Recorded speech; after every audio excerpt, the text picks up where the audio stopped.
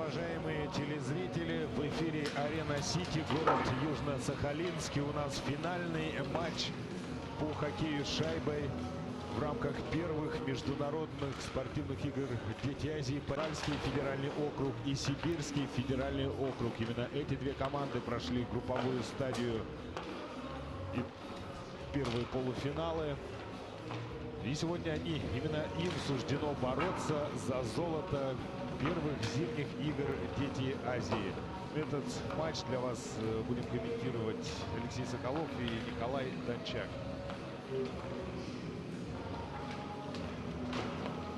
На ваших экранах раздевалка сибиряков. Как правило, за час команды приезжают на арену, чтобы провести сухую разминку.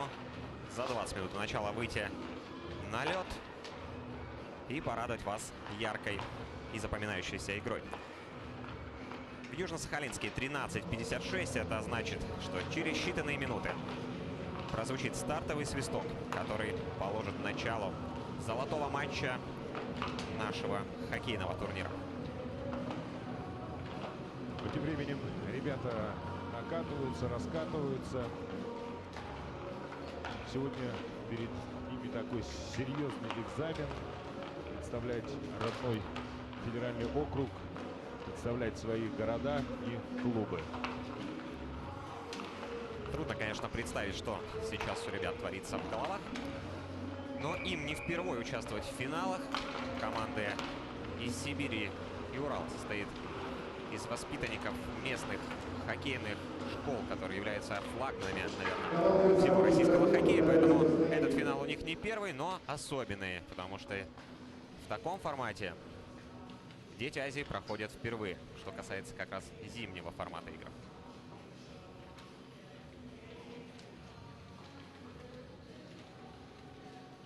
Ну, на кону золото, а бронза была разыграна чуть ранее в матче между Казахстаном и Дальневосточным федеральным округом.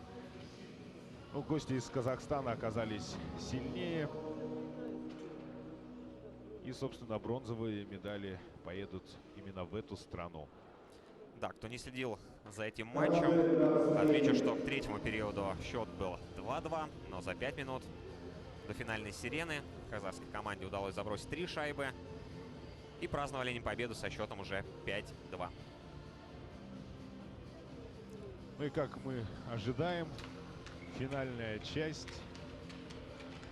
детского хоккея будет проходить по-взрослому. Ребята это уже показали и доказали, что они самые сильные в азиатской части не только России, но вообще среди всех стран Азии. Я напомню, что на турнир приехали представители 9 команд. Готовы команды по строению. Начало официальной части. Видим этот красивый трофей, за который сегодня ребята будут бороться. Ну и звучат гимны. Гимн Российской Федерации. Звучит государственный гимн Российской Федерации. Ladies and gentlemen, please rise up if you're able to and remove your caps for the national anthem of Russian Federation.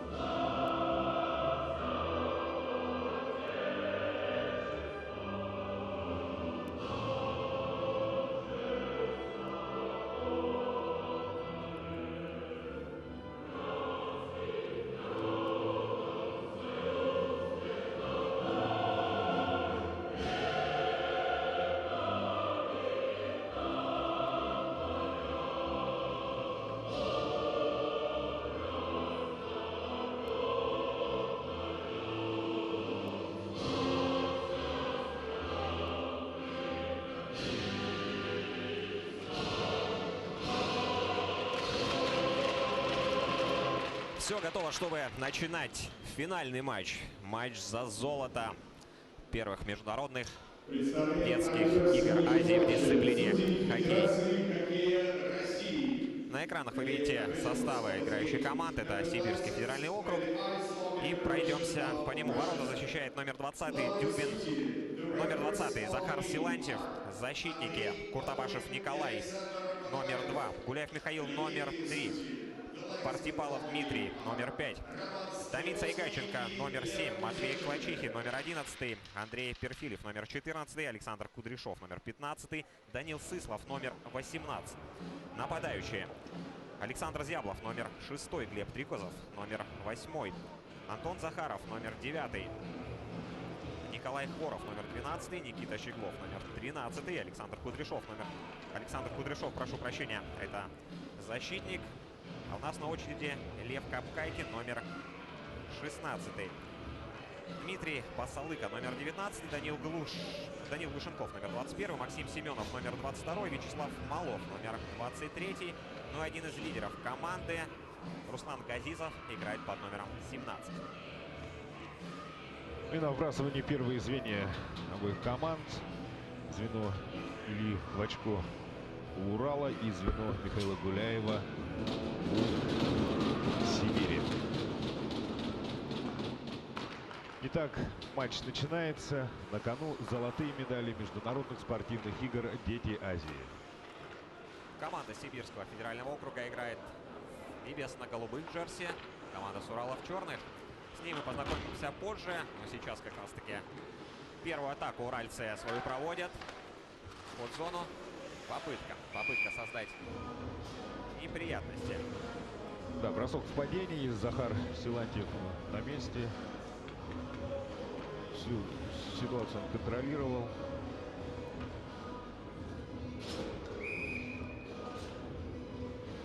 Забыли сказать про тренера Сибиряков. Возглавляет команду Виталий Черночук. Большой у него тренерский опыт. И командой 2004 года он руководит уже несколько лет. С ней выходила в финалы первенства России. Посмотрим, на что его ребята готовы сегодня.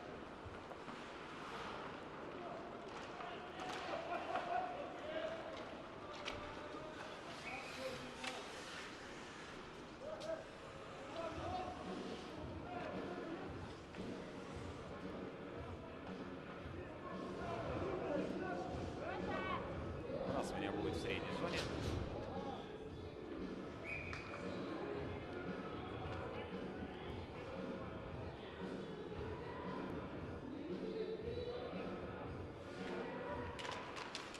Зяблов бросание в эту выигрывает.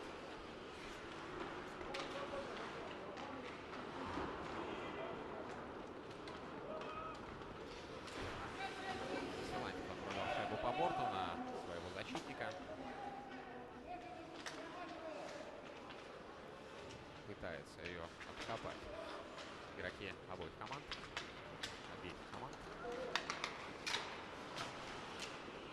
Так, Сибирь идет вперед.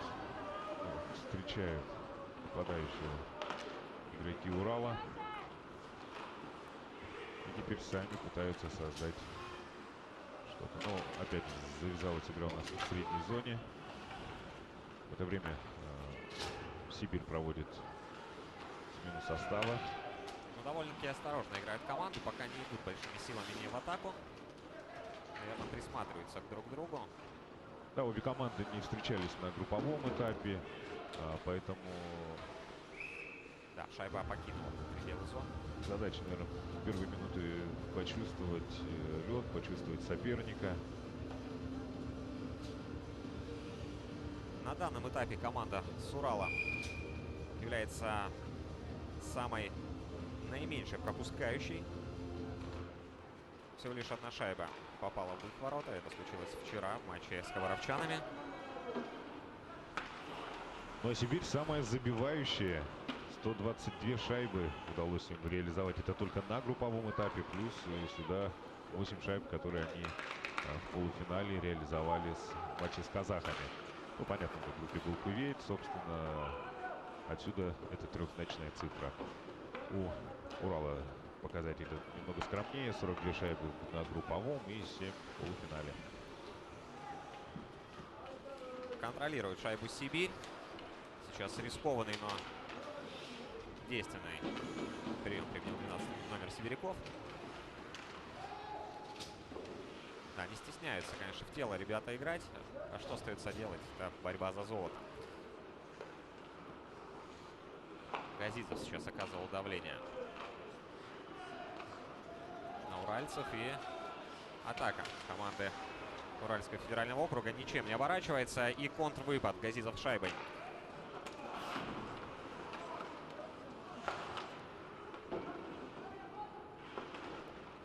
Вчера мы наблюдали просто ошеломляющий матч со стороны Руслана Газизова.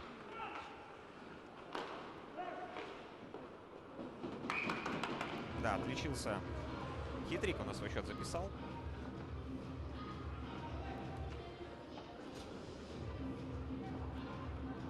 Вообще эта связка Газизов и Трикозов у Сибири очень хорошо работала накануне. Посмотрим, как это звено сработает сегодня. В их звене еще играет Гуляев, который также забросил 3 шайбы. Так сказать, ударная у них первая пятерка.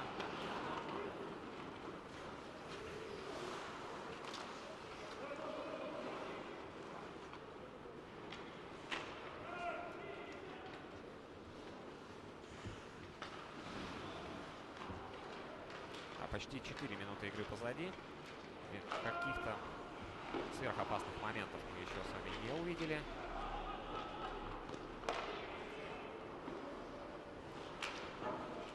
Столкнулись две равные команды. Слышим подсказки мы тренеров, как правильно уральцам нужно устроить эту атаку.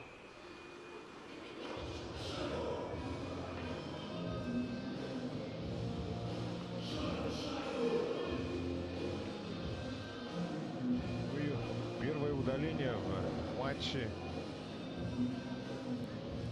за подножку. Если я не ошибаюсь, подножка была со стороны вратаря. Сейчас должен будет принять решение, кто отправится на скамейку.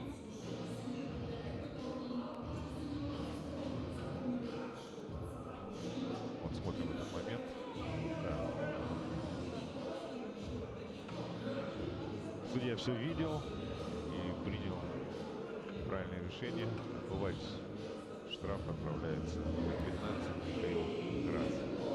За подножку штрафа наказан Сергей Иванов, номер 30, команда Уральского федерального округа. Первое большинство, первый шанс для сибиряков его реализовать и вывести свою команду в лидеры этого матча. Так, перевод. Диагональ, перевод на синюю линию.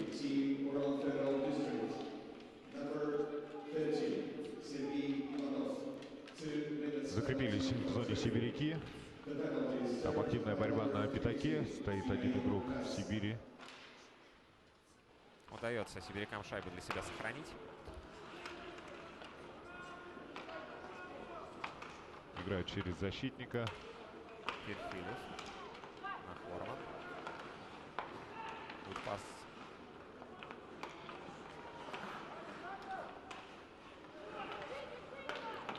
Не попадает по шайбе. Данил Сыслов пытался нанести бросок. В принципе, на убойной позиции он стоял, но промахнулся. Перфилев на хорошей скорости заходит и заставляет вратаря сделать в игре остановку. Прижимает Иванов Сергей эту шайбу.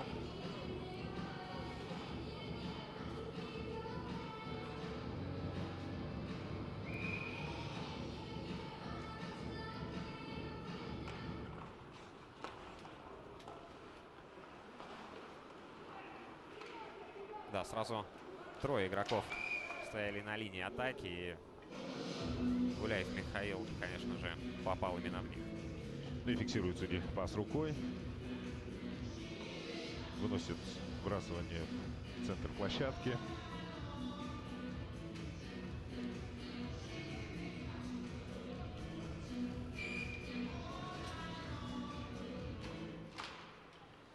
Удается уральцам отброситься, и сибирякам нужно будет строить атаку от своих ворот, своей зоны. Вот, череда ошибок могла привести к контратаке, и Газизов с шайбой. И 30 секунд остается до выхода пятого полевого игрока.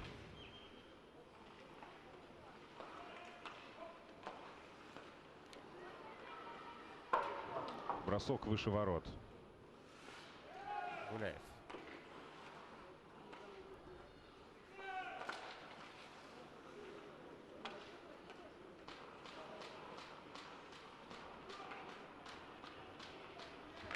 Сигнализирует вратарь своим партнерам по команде, что скоро выйдет пятый игрок. И он выходит, и команда играет в равных составах.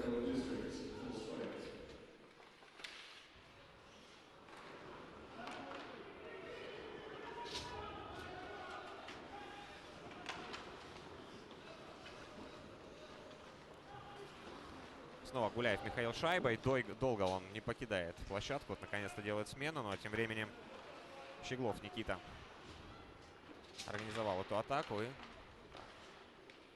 заставляет соперников отбиваться.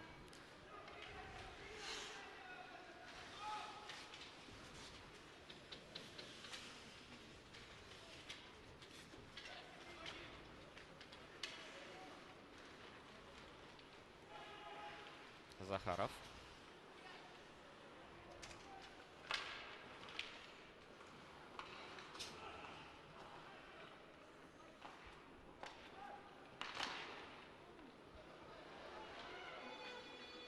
Хороший был бросок от синей линии.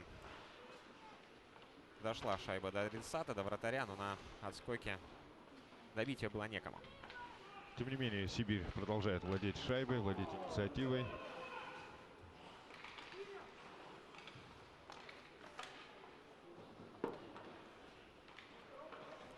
Стоит предполагать, что ребята неоднократно встречались друг против друга в рамках других соревнований. Возможно, были и в других составах, но лично кто-то с кем-то знаком.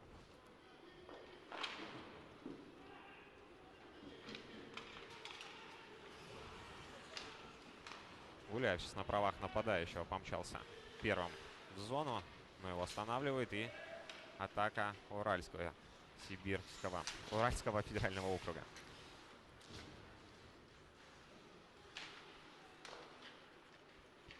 Вперед устремляется Сибирь, вход в зону, чистый вход и бросок.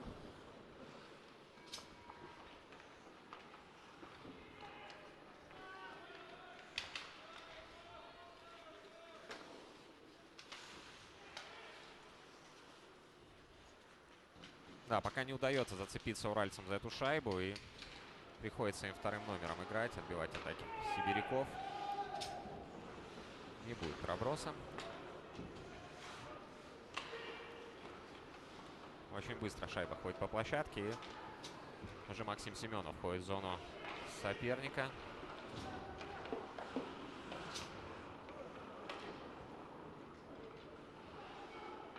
При том, что и владеет и территориальным, и преимуществом инициативы больше. У сибиряков ничего опасного, кроме вот таких выстрелов. Пока ребят не создают. В основном шайба по углам, да по бортам.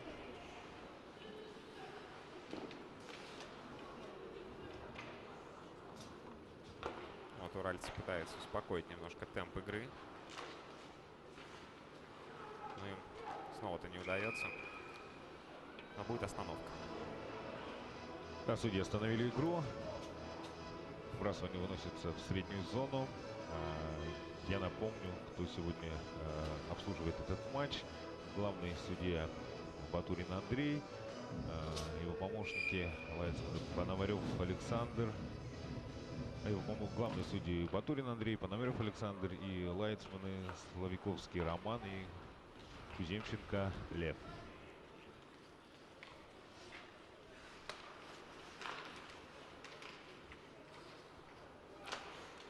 В перерывах между играми в ожидании финального матча можно было, конечно, услышать разные мнения, кто является фаворитом этой встречи.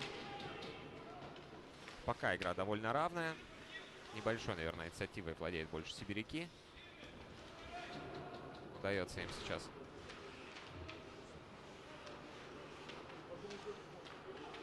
на несколько доль секунд атаку остановить, но Урал все-таки с шайбой. 10 минут прошло с момента начала первого периода. Счет на табло 0-0. Пожалуй, первый раз так они удается Уралу расположиться в зоне и создать позиционную атаку. Неплохо у них получается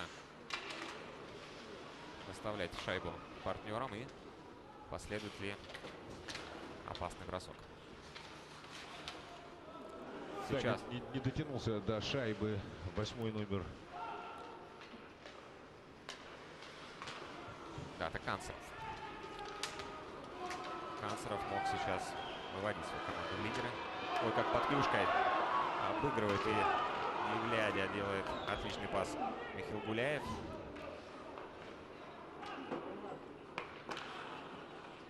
В первом периоде это уже второй такой проход Михаила в зону соперника. Идет уверенно, но не хватает последнего шага.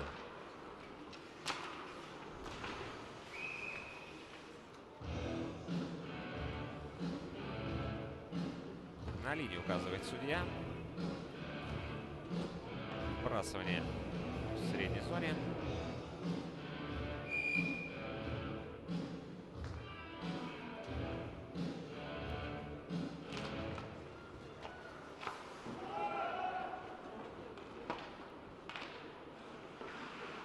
Помогает вратарь своим игрокам. И Урал шайбой. Да, проблемы с выходом сейчас создали сами себе проблему ребята. Нужно опять тратить силы, отбирать эту шайбу, а еще постараться, чтобы она не залетела в ворота. Да, пытались откинуться парашютиком. Но опять же Сибирь перехватывает инициативу в средней зоне. Заходят в зону Урала и продолжают атаковать.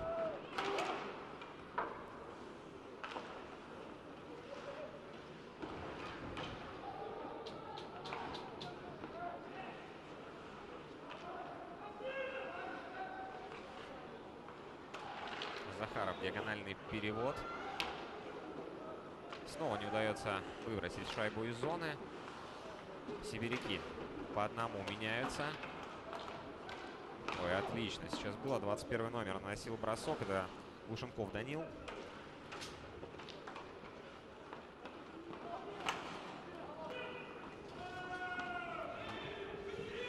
Есть возможность у Урала сделать смену,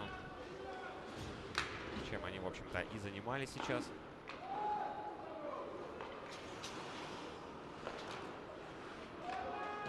А теперь выход 1 в 1, и может что-то придумать почти. Это было очень близко. По-моему, шлем вратаря, шайба попала. Как бросал. Бросал зрячо в дальний угол. И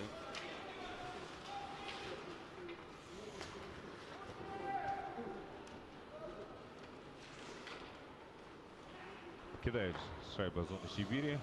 Владеет ее Урал и начинает раскатывать новую атаку. так, пытается, конечно, Урал огрызаться. В Сибири главное, чтобы не сильно-то увлеклась атакой и не пропустила острую контратаку. На Гуляева был пас. Столкнулись там игроки друг с другом одной команды. Вот и вот такая ошибка. Тем не менее, игрок первым оказывается у шайбы, исправляет свою ошибку и отдает пас вперед.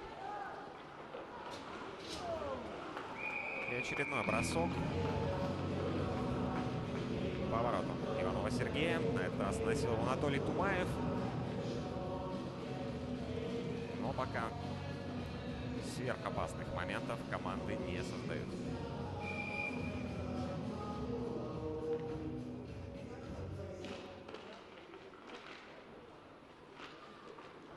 Вбрасывание за Уралом. Тут же они стремятся в атаку. Четвером встречают игроки Сибири своих оппонентов, но остановить 26-го номера им не удается.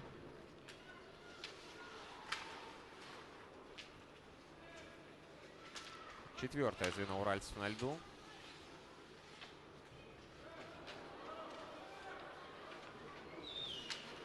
Борьба у борта. Первыми на шайбу будут сибиряки. Попробуют отброситься. И есть возможность. 3-2 в атака. Отличный перевод. На Гуляева сейчас шайбу посылал партнер, но правда не дошла. А Михаил уже тем временем готовил свою атаку. Был на убойной позиции. И мог улучшить свою личную результативность.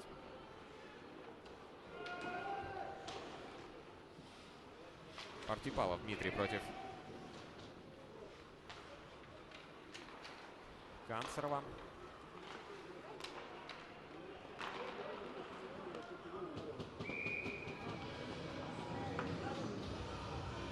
И очередной сейв делает Иванов Сергей. 4:50 до конца первого периода. Пока без забитых голов.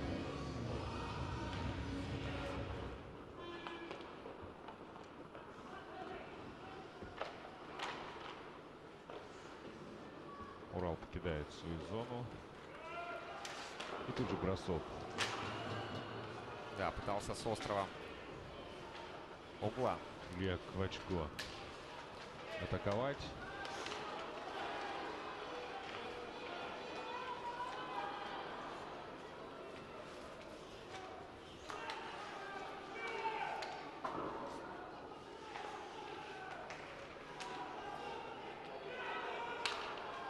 Требуют трибуны шайбу. Этого же требуют и тренеры ребят. Хороший бросок. Было подставление.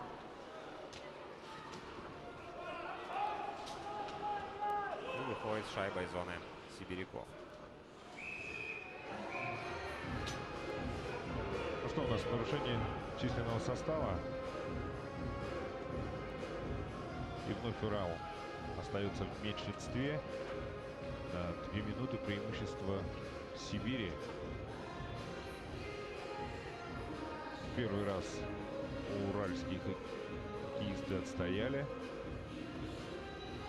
Будем смотреть, что придумает Сибирь, чтобы воспользоваться своим преимуществом. В штрафной бокс отправляется Михаил Гуляев.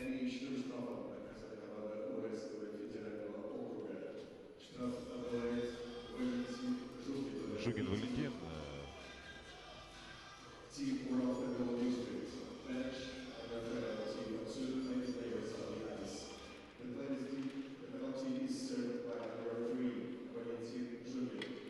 Располагаются сибиряки в зоне своих соперников. Будут, наверное, пытаться до верного. Нет, бросок синей линии. Блокирует его второй номер уральской команды. Ищет партнеров. Перевод направо. Опять перевод к защитнику.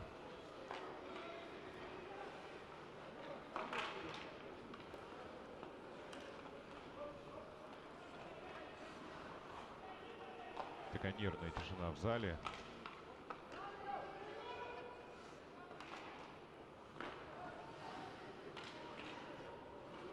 Захаров наносит бросок и шайба. Ну да. Подбросовка на добивании. Ворота сдвинуты.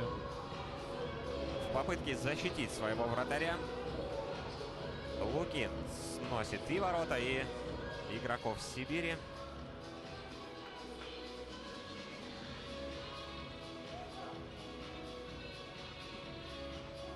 Да, в такой ситуации главное не нанести травму вратарю.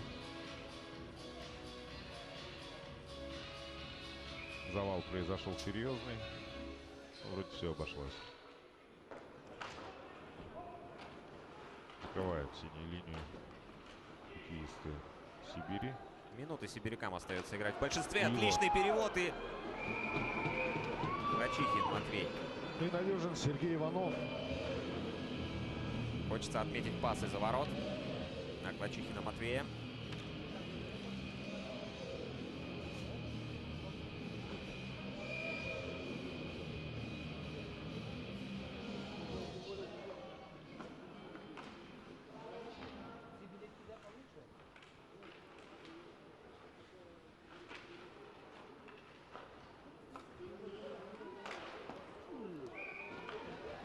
Но этот бросок был скорее с надеждой на отскок и на добивание.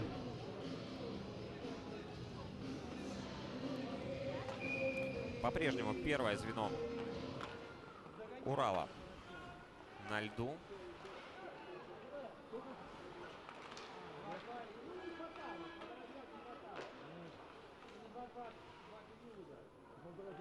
Газизов с шайбой. И вот на синюю линию.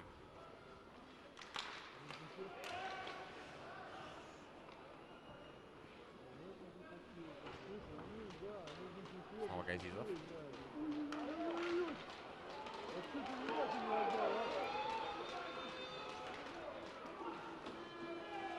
Не удается отброситься Уралу.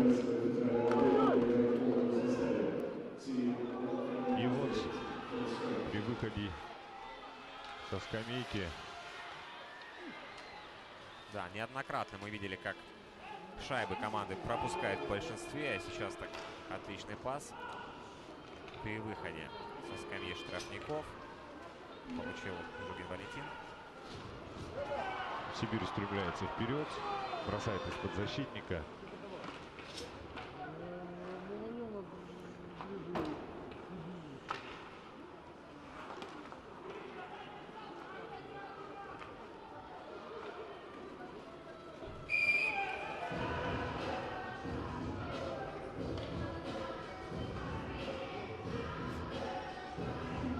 Чуть больше минуты командам предстоит сыграть в этом периоде, после чего они отправятся на 15-минутный перерыв.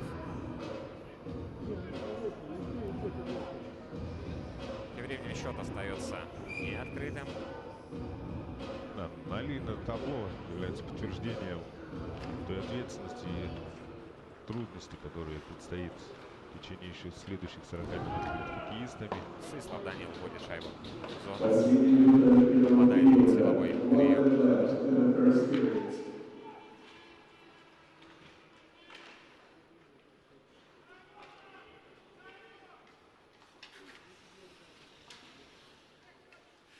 Борьба в средней зоне. И все-таки шайба возвращается к сибирякам. Диагональный перевод на Тумаева.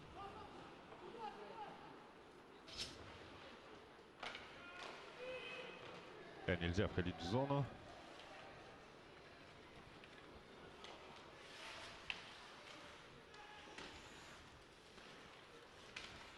Да, никого не было на пятаке, а могло быть получиться опасно.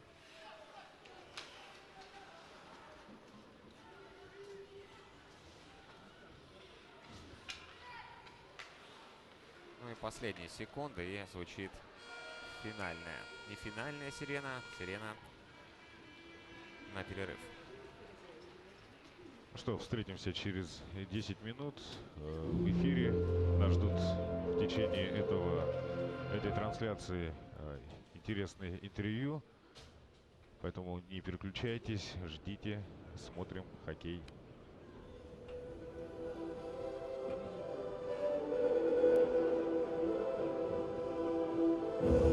Дорогие друзья, давайте поддержим аплодисментами спортсмена, совершенно напряженный матч, настоящая спортивная встреча. Они подарили нам в первом тайме. Я, с вашего позволения, немножечко поблагодарю тех, из кого этот спортивный праздник. У нас интервью с президентом Международного комитета игр Дети Азии Дмитрием Глушко. Дмитрий Евгеньевич, здравствуйте. Ваша оценка происходящему, борьба, первый период позади. Как в целом оцениваете участников турнира? Очень напряженный финал. Команды друг друга боятся. Ценность медали превышает вот эту ответственность большую. Но мы видим, что матч за третье место был тоже напряженный, но результативный. Надеюсь, что этот матч будет такой же забивной. В целом хоккейный турнир получился интересный. Конечно, есть то, что несколько стран на самом деле просто испугались отправлять в Россию свои хоккейные команды и не приехали. Поэтому даже такая экзотическая команда Кувейт на самом деле в турнире выглядит героями, потому что они приехали сюда, получили очень хороший урок для себя. Давайте вернемся в целом к проведению игр Дети Азии. Сегодня официальная церемония закрытия. Как Сахалин оказался готов к проведению этих крупных соревнований? Ну и насколько страны Азии сегодня заинтересованы в этом проекте? За 2 года Сахалин провел колоссальную мобилизацию, провел огромную работу. Игры прошли, на мой взгляд, очень на высоком уровне. Это я слышу от команд организаторов, от команд участниц. И, во-первых, те же и Казахстан, и Корея, и Япония говорят о том, что в следующие игры они привезут команду значительно сильнее. Приедут команды из российских регионов тоже сильнее. Очень важно, что сегодня 6 команд в медальном зачете, несмотря на то, что он неформальный, конкурируют прямо буквально и по общей сумме медалей, и по их достоинству этих медалей. Турнир получился очень конкурентный, поэтому страны будут обязательно участвовать. Будущее у игр хорошее. Я уверен, что через 2 года мы проведем очередные, уже вторые игры Дети Азии по зимним видам спорта.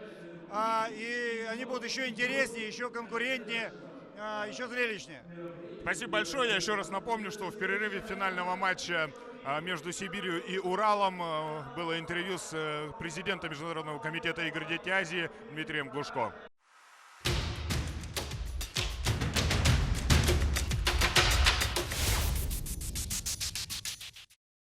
Номер 5 Илья Нечитайло, номер 24. Линия нападения: Илья Квачко, номер 13, Роман Канцеров, номер 8, Жугин Валентин, номер 3, Михаил Грац, 15, Вафин Алик, 2, Кирилл Плохов, номер 11.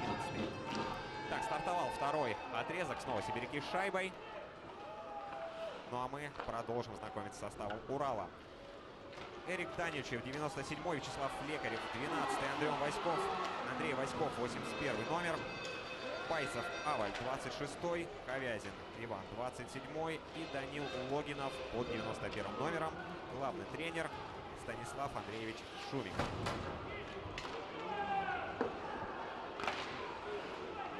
Незамысловато пытался сейчас играть представитель Урала. В ближний угол мощно пробил. Ну что, у нас хоккей на встречных атаках. Сибирь тоже продолжает ту игру, которую они демонстрировали в первом периоде, но и Уралу надо идти вперед. Они это показывают. Жугин сейчас обострял и... Первое удаление в составе Сибирского федерального округа. За задержку игрока клюшкой на скамейку отправляется Андрей Перфильев. Да, не дал Андрей вылезти Валентину Жугину на пятак. И за что в ближайшие 2 минуты проведет на скамейке штрафников. Но в этом матче мы еще не наблюдали Урал в большинстве. А в предыдущих мы видели, что этот элемент у них очень хорошо работает. Поэтому посмотрим, смогут ли они воспользоваться этой 2-минутной возможностью. Да и при игре 5 на 5 Урал очень хорошо входит в позиционную такую атаку, расставляется на площадке соперников. Посмотрим, что будет сейчас. Ну, сейчас они выиграли выбрасывание, расставились, и первый бросок. Второе звено Урала на площадке сейчас. Не даст Калугин шайбе выйти. А Да. тут Грас ошибается. Неудачно сыграл у борта. В результате потери, но тем не менее заходят в зону сибиряков.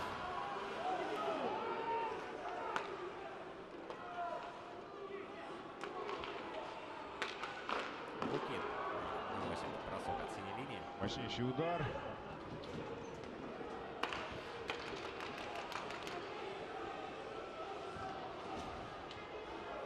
Есть возможность сейчас у команды Урала раскатиться. Еще минута большинства. Вот какая ошибка.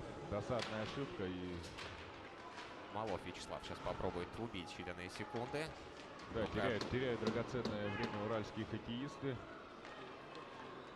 Но каждая секунда при большинстве на вес золота.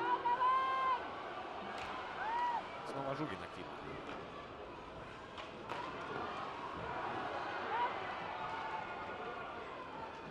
Покидает пределы зоны Сибиряков шайба. Остановка игры. Судьи фиксируют офсайд. Ну, мы видим уже несколько бросков с синей линии со стороны хоккеистов из Уральского федерального округа. Ведь такая установка была дана тренерским штабом во время перерыва, не знаю. Но тем не менее, ну, у них на самом деле бросок мощный, и шайба доходит до вратаря. Сергей Иванов на месте. —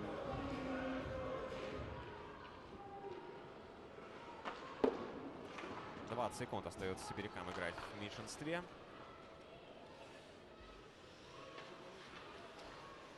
Удается у них отброситься, и борьба идет за шайбу за воротами команды Урала.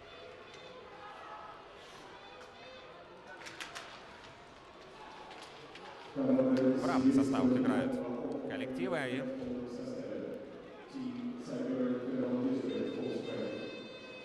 вот, отлично оказали давление, отличный финт, можно было открывать счет. Да, играет ловушкой вратарь Захар Силантьев. Да, наверное, обидно Дмитрию Басалыка после такого броска. Мог он уже открывать счет, попади похитрее в угол под ловушкой, но угодил именно в нее.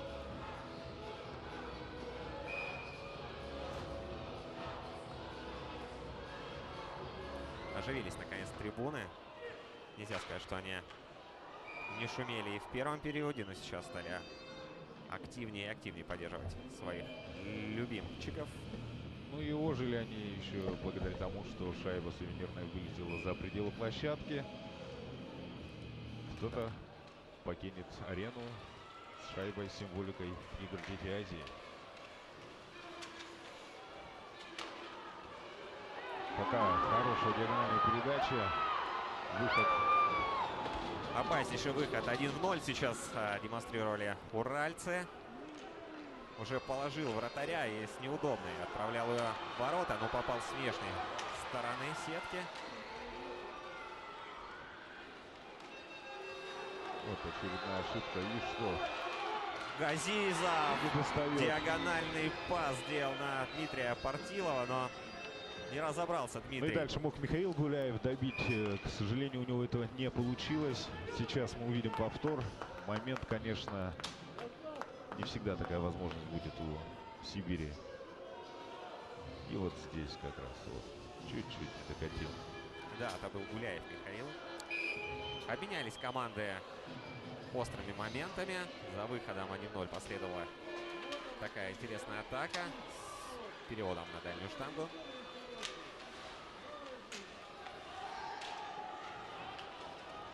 Не было нарушения правил, считает судейская бригада. Можно сказать, подзавелись команды.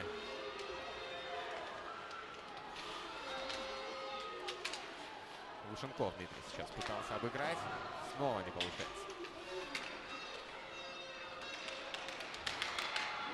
Прострельной передачи, и Болеву принял ее на себя 12-й номер Урала. Пошел на смену, ему больно, это видно, он терпит. Вячеслав Лекарев остановил мощнейший щелчок в Сибири.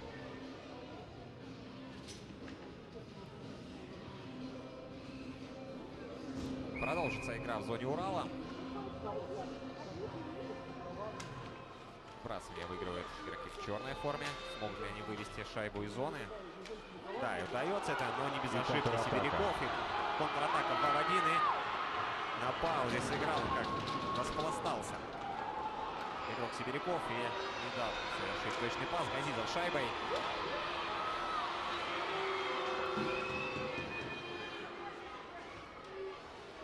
Чуть себе уральцы не привезли.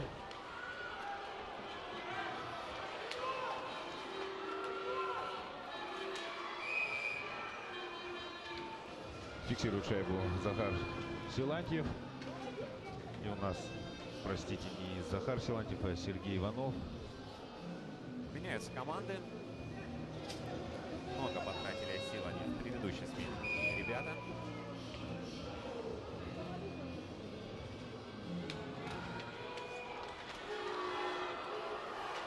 И на льду первая звено Урала и четвертая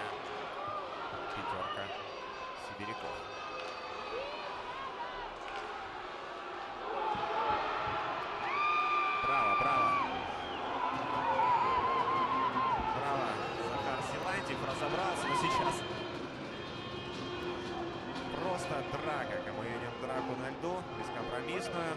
Нужно судьям, конечно, разнимать это. Ну и последуют сейчас дисциплинарные меры. Да, напрашивалось, нужно остудить немножко пыл игроков. Для этого открыты боксы штрафников, куда по одному человеку точно отправится, а может быть и больше. Скакала шайба на пятаке.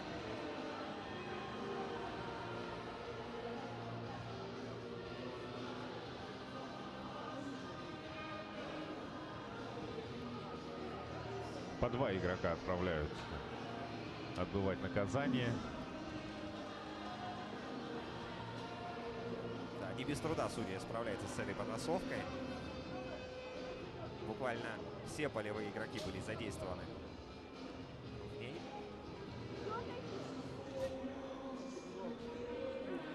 Вачко Илья и Канцеров Роман со стороны Урала будут отбывать наказание.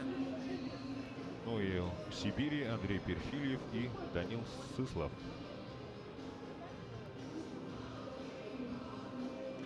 За грубость новым штрафом наказаны Данил Сыслов, номер 18, и Андрей Перфильев, номер 14 команды Сибирского федерального округа. И Илья Вачко, номер 13, и Роман Канцеров, номер 8 команды Уральского федерального округа. Очередная попытка Урала организовать атаку ничем не увенчалась, но шайба они не расстаются. Снова входят в зону и под силовой прием попадает второй номер команды Урала. Удается сибирякам отобрать снаряд и проводить самостоятельную атаку организации. Тем не менее, мы видим, что Урал поменял рисунок игры, уже больше острых атак и борьбы на пятаке в зоне Сибири. Ну и сейчас Активно действовал прекрасно отоборонялись. Семенов Максим.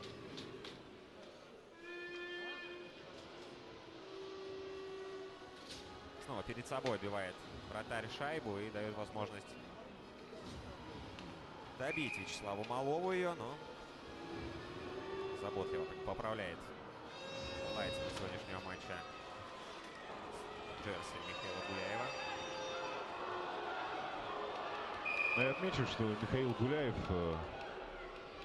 был дозаявлен в состав Сибирского федерального округа буквально за несколько дней до старта международных зимних спортивных игр «Дети Азии». Один из игроков получил травму, и вот прибыл в состав Михаил Гуляев. Я думаю, тренерский штаб не прогадал. Мы видели его прекрасную игру и в полуфинальном матче, и сегодня демонстрирует индивидуальное мастерство. Игра высокоподнятая клюшкой, остановка, и продолжится игра в зоне Урала.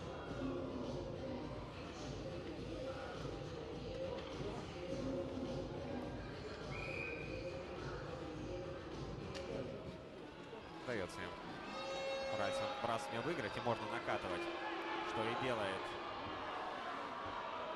12 номер Урала.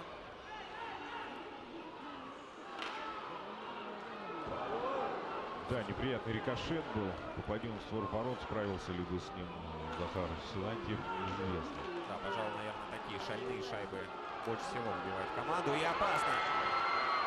Удается откинуться и перевести шайбу к синей линии. Продолжается атака Урала.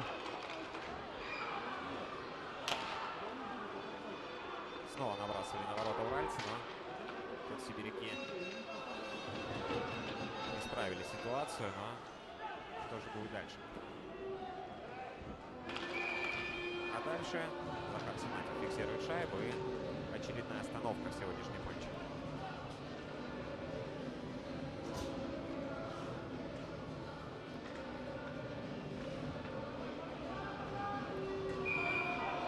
Объясняет главный арбитр, объясняет, скорее всего, то, чтобы...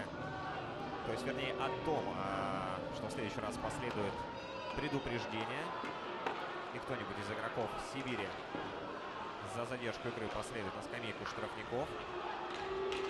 Мог Захар Силантьев оставить шайбу в игре, но решил все-таки накрыть. 13 номер набирает скорость. Никита Щеглов за оборотами. Перевод на пятак. Можно бросать. Не смог шайбу обработать. А так, свободный пустой угол ворот направить. Зажали шайбу у борта. Помогает партнер.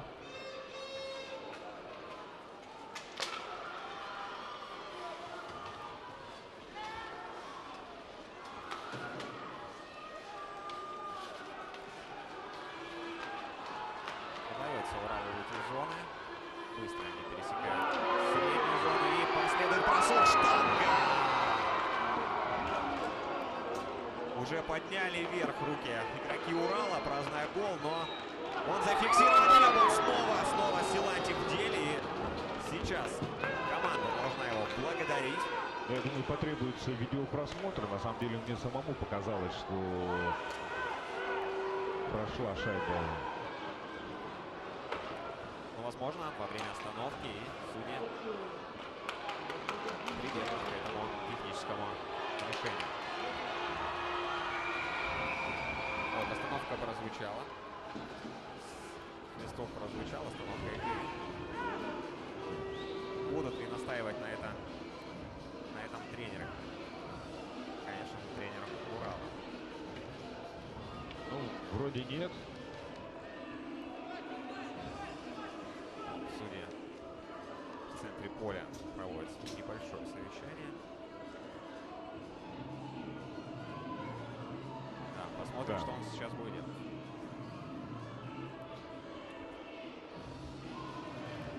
Уже отсмотрели все это дело. Да, вылетает шайба от штанги. Отрицательный судейский вердикт. Гола не было, поэтому игра продолжается. Продолжается она в зоне Уральского федерального округа. Вбрасывание они выигрывают. Начинает раскатываться. Последние 2 минуты уральцы могут внести смело свой актив. Два очень опасных момента, один из которых увенчался попаданием в перекладину. Ну и во второй раз понадежен Захар Силантьев. Можно сказать, что выровняли, наверное, игру представители Урала. Снова один из лидеров, Сибиряков, пытался в одиночку пройти. Очередной бросок. Не фиксируют судьи нарушений.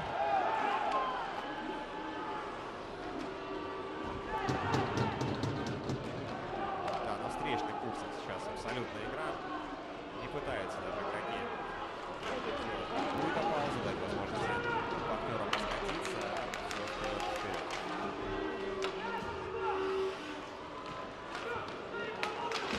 Уральские хоккеисты провели смену. Снова игроки Урала пытаются организовать атаку. Хорошо прикрывает шайбу корпусом Матвей Мачихин. Прошу прощения, не Матвей Мачихин был, а Кирилл Плохов.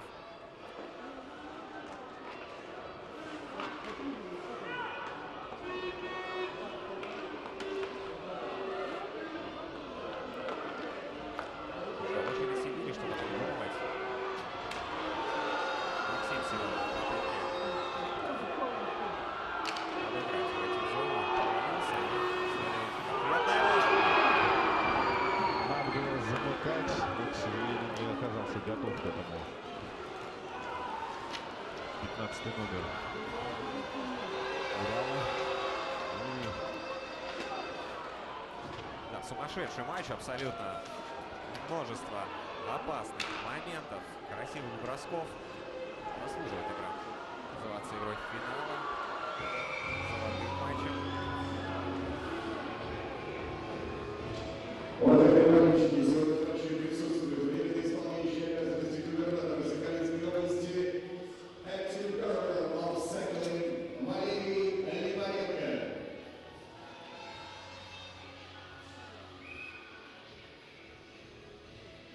информатор сегодняшнего матча объявил, что поболеть за командой пришел глава региона Валерий Лимаренко.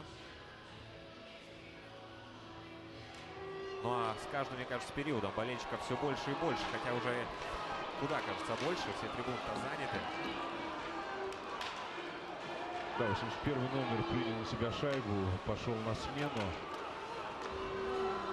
Самоотверженно играют ребята. Это уже не первая попытка блокировать шайбу.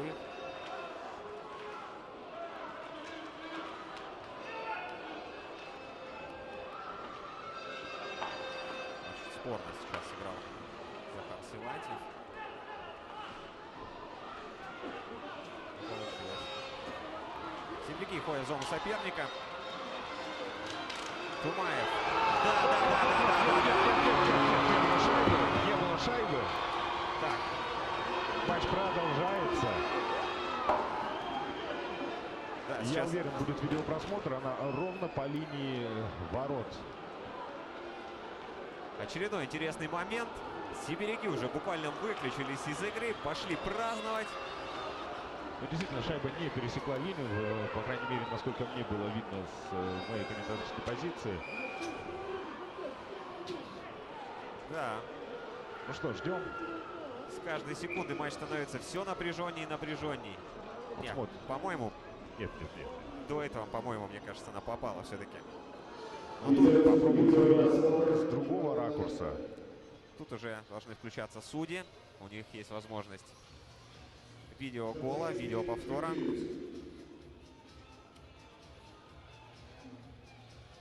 Вот смотрим момент. Шайба. Камеру увели у нас. Ждем решения судей. Арбитры показывают, что взятия ворот не было. Можно продолжать. Да, шайба действительно не пересекла линию ворот. Однако нарушение фиксирует главный арбитр. И отправляет на скамейку штрафников Николая Хворова.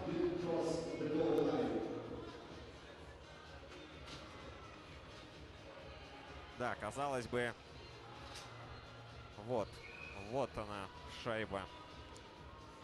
Ну, игра, что называется, на тоненького. Мы это сейчас видели.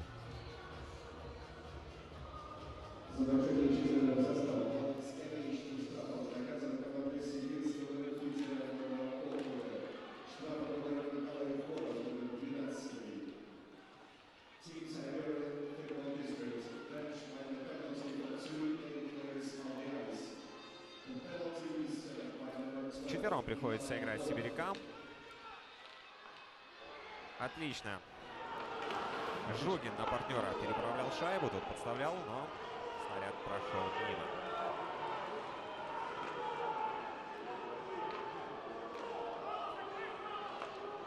Первое звено Урала на льду.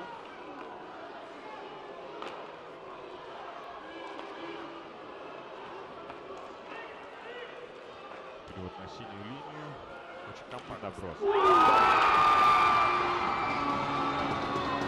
Да, сейчас вряд ли кто-то поспорит о том, что взятие до ворот было или не было. Судья указывает на центр. И Урал открывает счет в этом матче.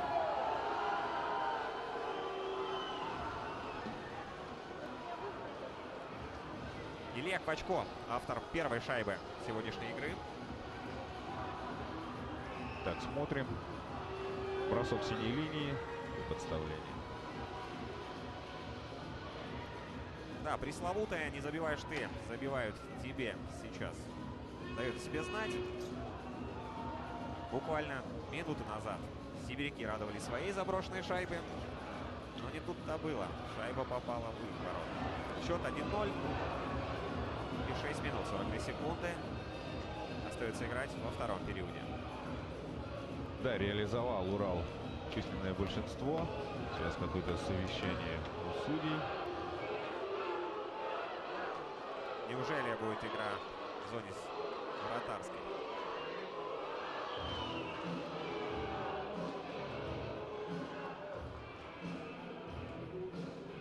Да, напряженная ситуация. Страсти накаляются. На самом деле от правильности принятых решений будет дальше зависеть характер игры.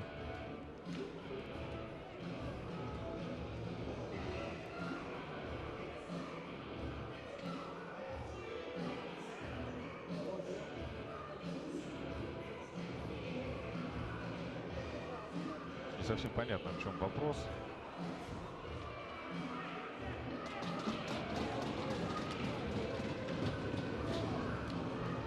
Да, центральная точка вбрасывания, никаких сомнений по поводу того, что считать и считать гол, видимо, нет, поэтому мы продолжаем игру. Урал впереди. Валентина Жукина, номер 3. Исаилия Медведева, номер 14. Шайбу забросил Илья Клочко. Команда Уральского федерального округа. Вне игры Руслан Газизов уверенно вошел в зону. Непростая задача предстоит сибирякам при такой игре. Забросить шайбу команды не могли большую часть матча. Лишь на 33-й минуте встречи удалось размочить счет.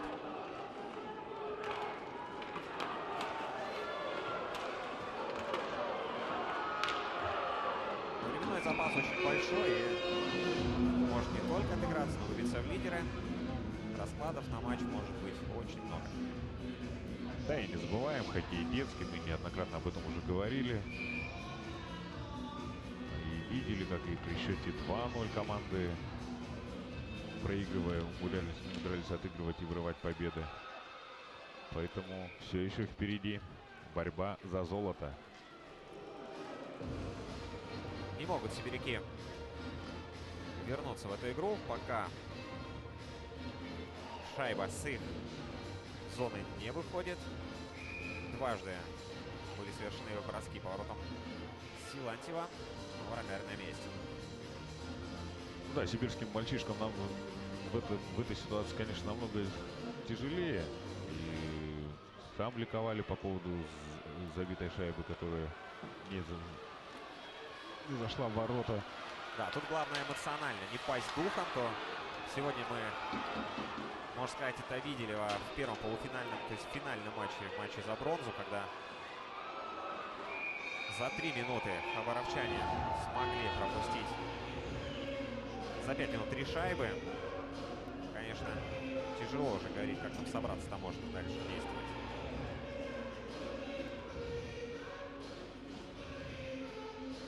Стоит сибирякам момент забыть, настроиться на ворот соперника и продолжать гнуть свою линию.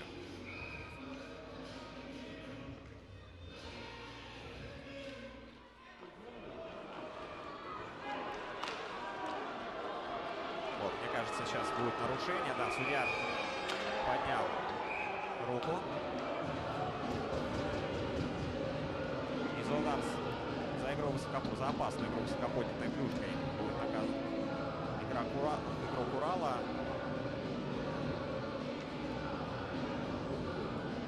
На скамейку также отправляется игрок Сибири. Да, атаковал игрока без шайбы. Я не знаю, там, наверное, судьям виднее, но мне показалось, это было рядовое столкновение, то есть никакого злого умысла не было. Тем не менее, составы арбитры уравняли.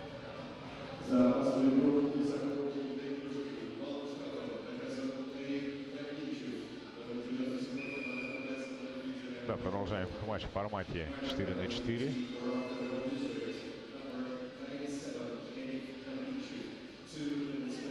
Два капитана на точке вбрасывания. Удается сибирякам войти в зону после выигранного вбрасывания. Газизов тут будет пытаться накрутить соперника. Можно что-то решать. Снова Газизов.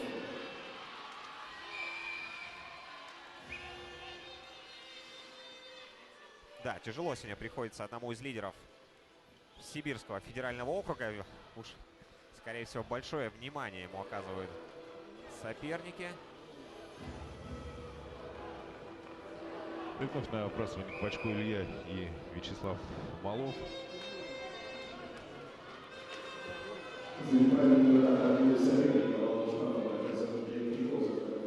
Отлично. Вперед на синюю линию.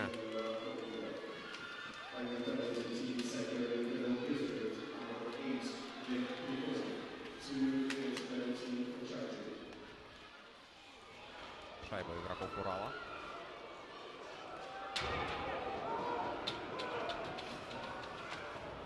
Не могут выйти из зоны уральские хоккеисты.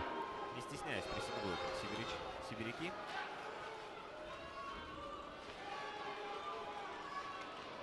И вот очередной перехват может получиться опасно. Незряче Михаил Гуляев пас отдавал, хотя в направлении партнера, но его уже успели закрыть игроки Урал. Снова Газизов. Много дает возможности тренер поиграть в первой тройке. Ударное звено, на которое они рассчитывают.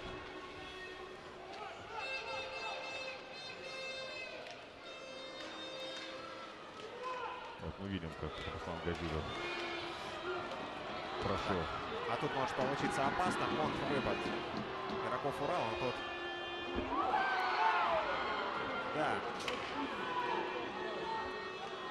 Не очень активно встречали сибиряки игрока, вошедшего в зону. И вот такой он смог совершить наброс на пятак.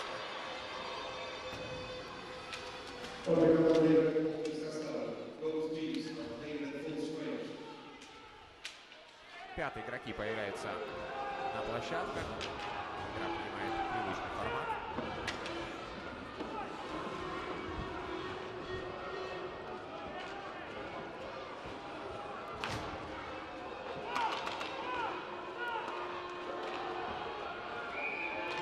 Очередной бросок исполнения команды Урала. 24-й номер. Илья Читайло его совершал.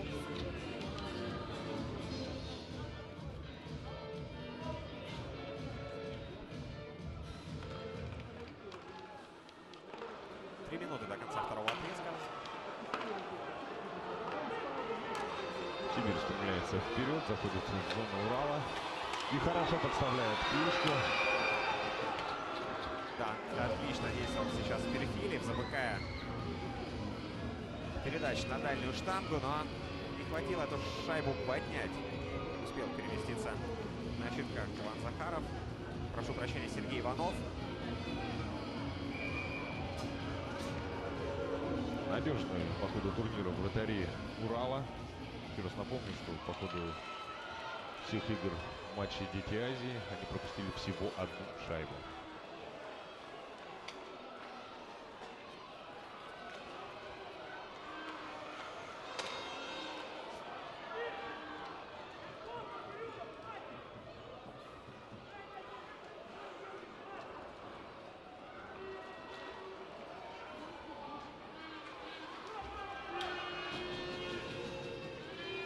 Получается сибирякам закрепиться в зоне.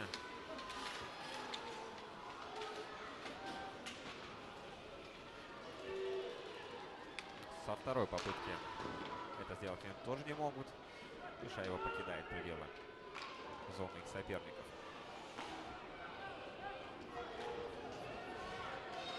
Трикозов. Бросок выше ворот.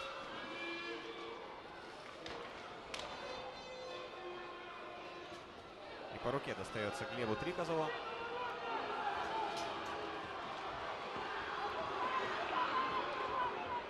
Сейчас Жугин пытался всю оборону накрутить и самостоятельно забросить эту шайбу, но не тут-то было. Газизов вставление под себя.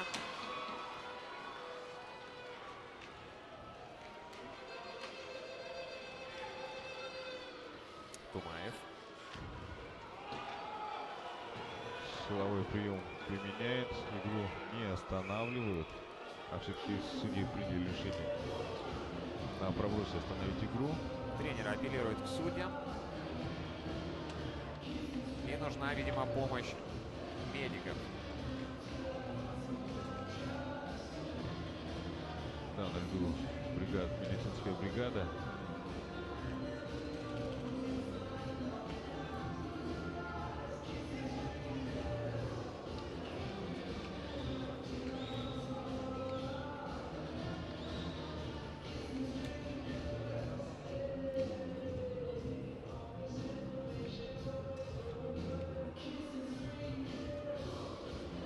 Держится за ногу игрок и на носилках финики. Дай бог, чтобы обошлось. Да. Николай Тумаев. То есть Анатолий Тумаев, прошу прощения.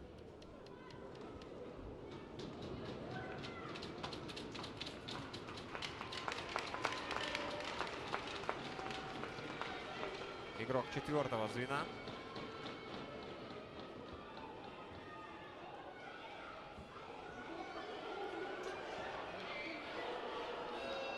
Да, конечно. Требует удаления. Да, можно понять эмоции тренерского штаба Сибири.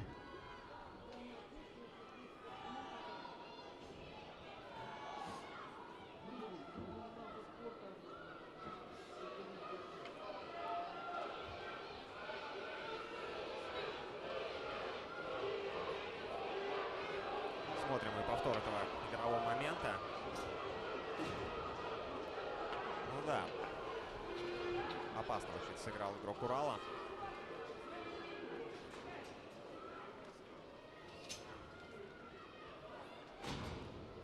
Напряженная встреча, такие долгие паузы. Судьи очень долго совещаются. Я уже говорил об этом, что любое их решение может изменить ход игры, поэтому они его принимают взвешенно и коллегиально.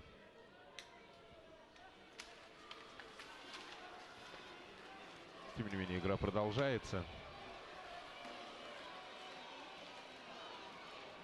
Но нужно отомстить за партнера игрокам Сибири. Нужно обозлиться и шайбой наказать своих обидчиков.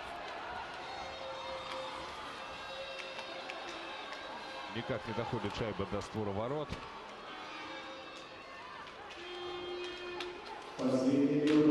Отличный момент. Да. Мощнейший щелчок. Вантаймера от Андрея Перфилева от синей линии мы сейчас увидели, но и на это среагировал Сергей Иванов.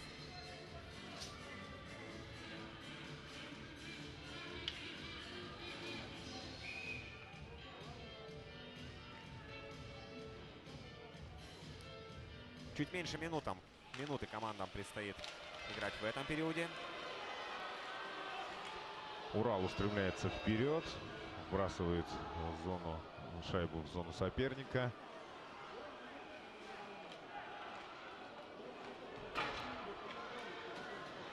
Есть возможность у Сибири раскатиться и организовать свою атаку. Перевод на Газизова. И снова она вертится шайба на пятаке, но никак не хочет, она просто как заговоренные ворота. Да, успел поменять позицию вратарь Сергей Иванов. Закрыл правый угол.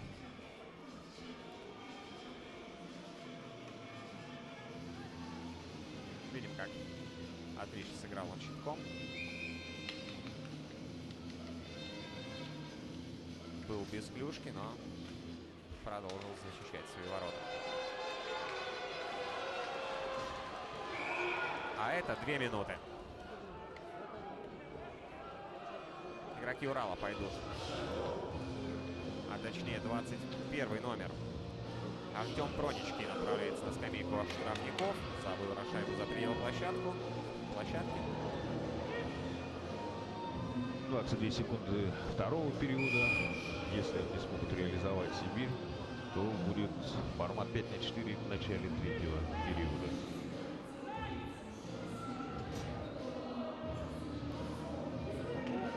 За повышенный выпад шайбы получит штрафов наказан Артем.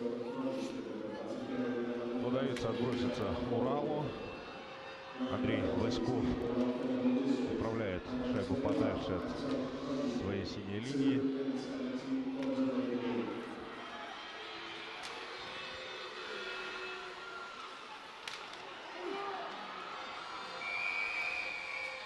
Да, дважды. Два ярких момента. Ну что ж, позади у нас первые два периода финального матча первых зимних международных спортивных игр «Дети Азии». Такой не детский хоккей демонстрируют ребята из Сибирского федерального округа и Уральского федерального округа. Счет 1-0, впереди Урал, но это пока еще ни о чем не говорит. Поэтому сейчас небольшой перерыв, а потом вернемся. У нас в эфире будет интервью. Ну и дальше будем смотреть хоккей, борьба за золото.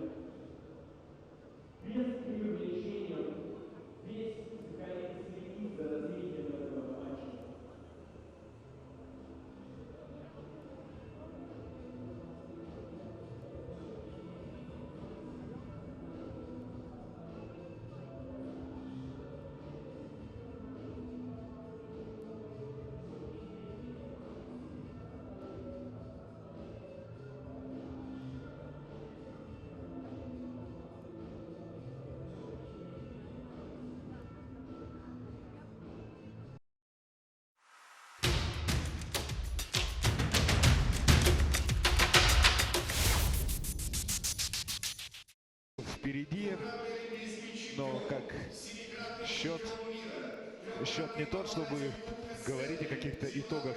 Игра показывает, команды готовы биться до конца.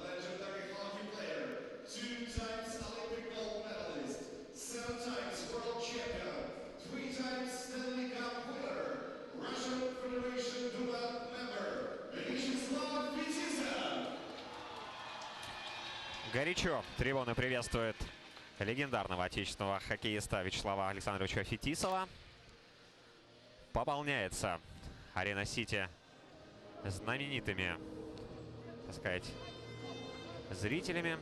Да, вдвойне приятно побеждать в присутствии двукратного олимпийского чемпиона. Поэтому у ребят есть масса стимулов, чтобы сегодня биться до конца, идти до конца за золото первых международных спортивных игр «Дети Азии» по зимним видам спорта. Второй период у нас завершился со счетом 0-1 в пользу команды Урала.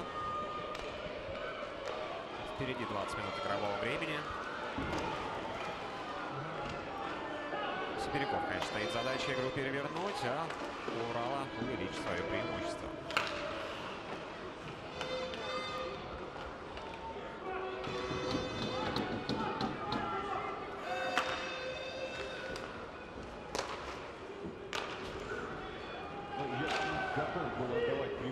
Той или иной команде. Битва идет на равных. Напомню, что сибиряки играют в большинстве. За 30 минут до конца второго отрезка один из игроков Урала выбросил шайбу за пределы площадки и за задержку игры отправился на скамейку штрафников.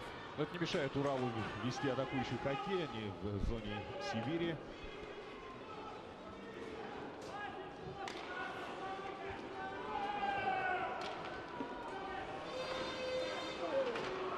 Не получается территориально расположиться Сибиряков в зоне соперников. Получается закрепиться. И Никита Щеглов шайбой. Передача на Глеба Тригазова. И снаряд покидает зону. Команда Российской Федерации в полном составе.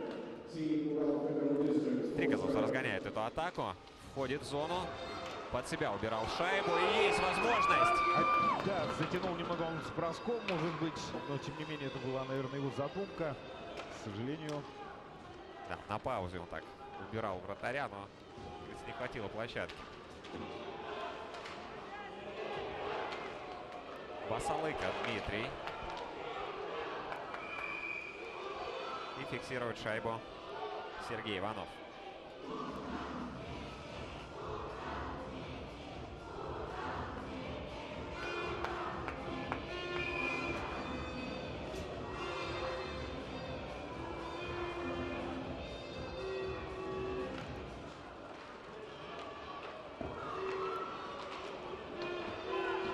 Сибиряки с шайбой входят в зону. Есть возможность для обострения. Самоотверженно играет 14-й номер сибирской команды. Андрей Перфилев не дает возможность совершить прицельную передачу. Ну и очередной сувенир гостям на арене.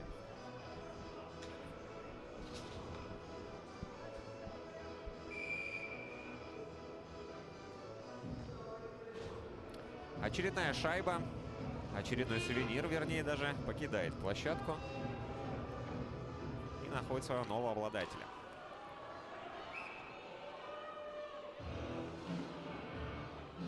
Снова остановка игры и снова будет вбрасывание.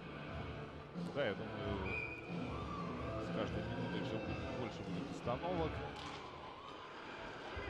Ковязин сейчас выигрывает у оппонента в этом вбрасывании, но шайба достает Сибиряка. Хорошо ходит в зону Антон Захаров.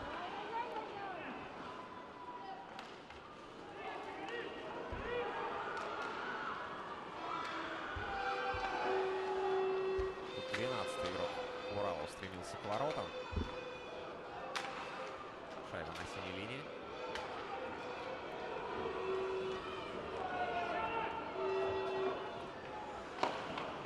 Отбрасывается уральцы вдоль борта, отправляют эту шайбу, где ее подхватывает один из игроков нападения, но следом последовал перехват Сибиряков и снова атака Урала. На встречных курсах снова идет игра.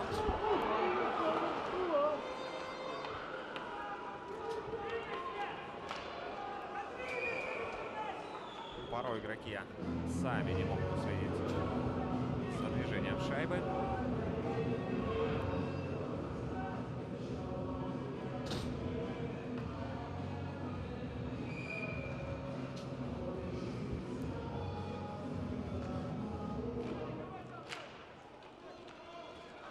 Урал в атаке, входят в зону.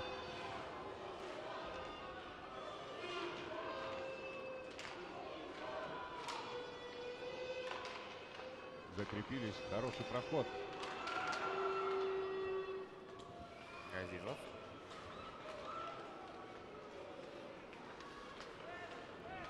Самонадеянно сейчас действовал Газизов и потерял шайбу.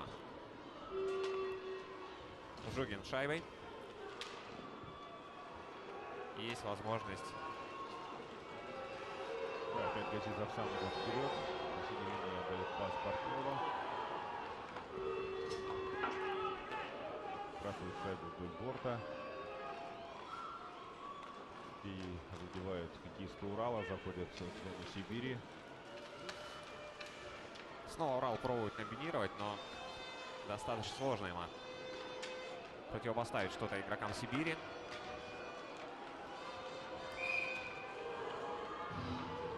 И снова неправильный вход в зону и вбрасывание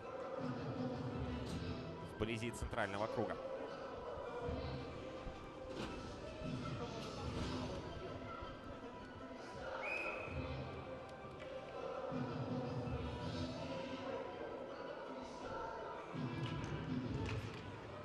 Грац против Басалыка. Шайба достается игрокам Урала.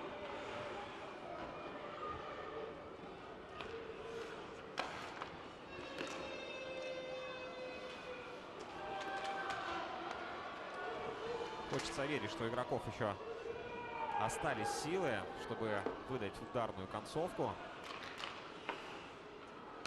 Сил-то есть, молодой здоровый организм. Главное справиться с эмоциями. И выход 1-0, и вторая шайба. Да, ликуют трибуны, ликуют болельщики Урала. 11 номер, Кирилл Плохов.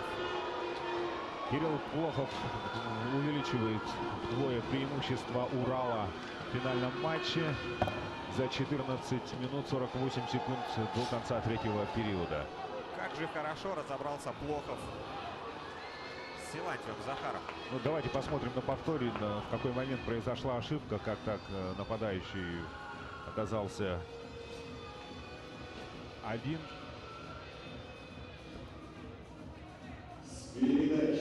Да, переложил на неудобную и отправил ее под перекладину. И Михаила Граса, номер 15. Шайбу забросил Кирилл Плохов, номер 11. В центральной зоне была потеря шайба с сибиряками, которой с радостью воспользовались игроки Урала.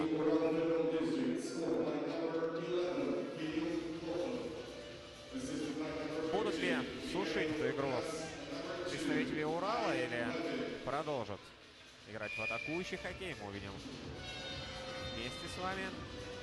Ну а прямо сейчас сбрасывание очередное. Но будем надеяться, что Сибирь не даст сушить этот матч. Без шайб, без клюшки уже действовал по футбольному.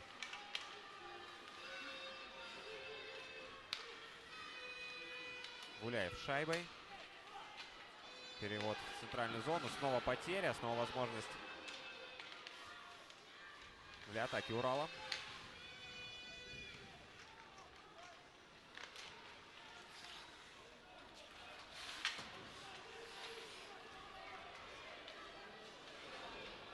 Мы сегодня видели, как при счете 2-0 представители Дальневосточного федерального округа смогли отыграться и сравнять счет. Сможет ли это сделать команда Сибири? Урал остается в меньшинстве. Сейчас как раз для этого будет у них, так сказать, повышенные шансы. Очередной раз мы видим повтор шайбы Плохова.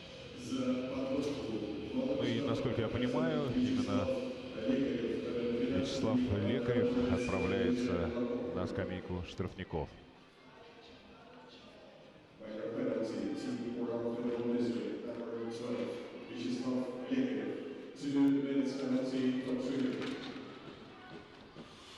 Ну что, сибирякам надо постараться, надо отыгрываться, поэтому такой возможности нельзя упускать. Воспользуются ли они ей?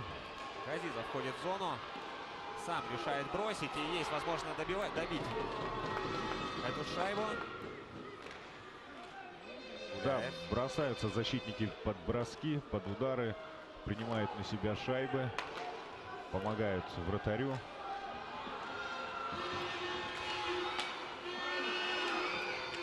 И снова дают возможность сибиряки для атаки игроков Урала. Эти вот ненужные потери при выходе из зоны.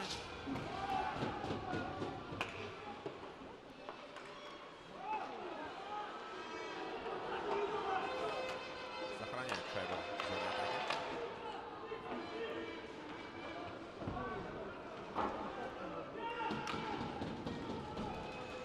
Но ненадолго.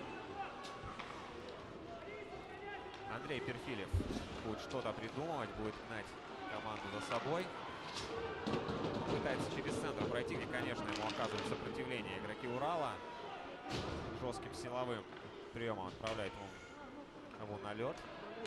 30 секунд остается до выхода пятого полевого игрока. И Малов Вячеслав сейчас зашел в зону. Снова Малов. Перфилев. Да, опять принял на себя шайбу один из защитников Удар был болезненным, вынужден был пойти сразу меняться. Перфилев шайбой ждет, пока команда раскатится и сделает смену. Вот, можно начать свою атаку заново. Малов шайбой. Ну, в очередной раз Урал показывает свою надежность при игре в меньшинстве.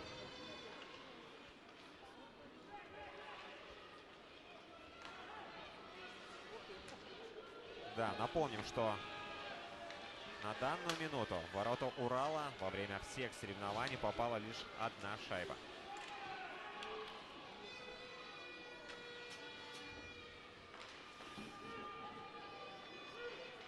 Снова Урал идет в атаку. Перевод под синюю линию, бросок, подставление клюшки, но мимо проходит шайба после касания клюшки Кирилла Плохова.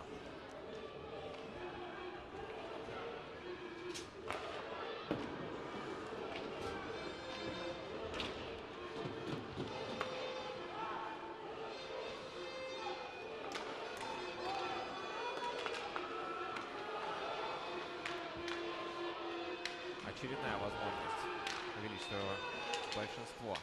У Урала попытаются сейчас игроки закрепиться в зоне соперника.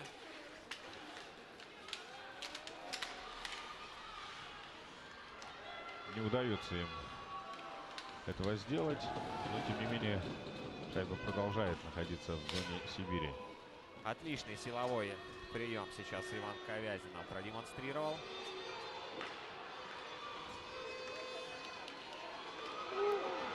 Да, наброс на пятак. И Да. потасовка.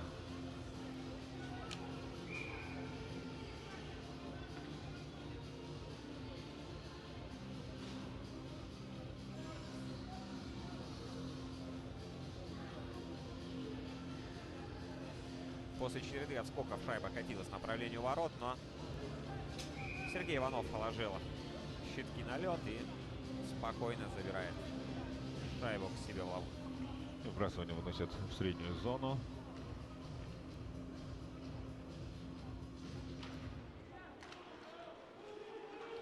Сибирякам удается завладеть этой шайбой. Шайба покидает пределы площадки. Игра опять остановлена. Да, рваный отрезок, получается много остановок, сбивается темп игры. Это идет, конечно, в первую очередь на руку команде, которая ведет в счете. Ну вот, очередная ошибка в обороне. Но следом очередной выход, 1-0. И что же будет делать? И еще один гол, гол. На этот раз Илья Квачко не оставляет шансов вратарю Сибири. Да, капитан сборной Уральского федерального округа доводит счет до 3 шайб. 3-0. 3-0. Урал впереди. Ну что, 9:32 до конца. Да, о чем мы и говорили ранее. Сильно уж увлекается сибиряки атакой, забывая о защите. И с интервалом в 5 минут, наверное, получает выход в 1-0. Ну, винить вратаря за неотраженный, так сказать, внеочередной буллит, думаю, не стоит. Да, вины вратаря здесь абсолютным образом нет. Непростая задача все-таки на всех парах идущего нападающего остановить и отразить его бросок. Судьи фиксирует проброс. И возвращает игру в зону Уральского федерального округа. 9 минут до конца третьего периода. Счет 3-0. Пожалуй, это преимущество можно по такой игре назвать комфортным. Посмотрим, что предпримут сибиряки. Отступать уже некуда. Позади Москва.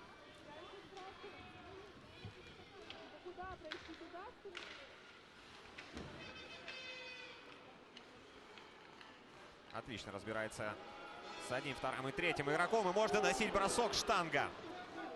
Отлично действовал Николай Хворов.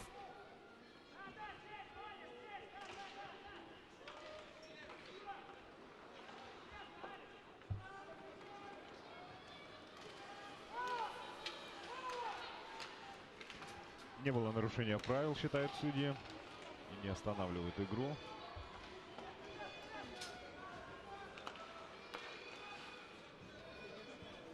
Ну и покидает шайба предела зону Урала. И уже сибирякам нужно начинать новую атаку.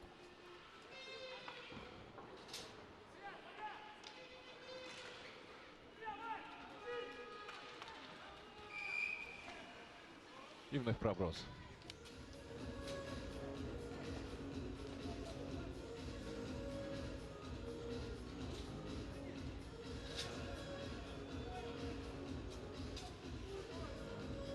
Еще раз на наших экранах попадание Хворова в штангу. Хорошо бросал на уровне плеча. Пару сантиметров вправо и, наверное, бессилен был бы Иванов Сергей. Но пока фортуна на его стороне.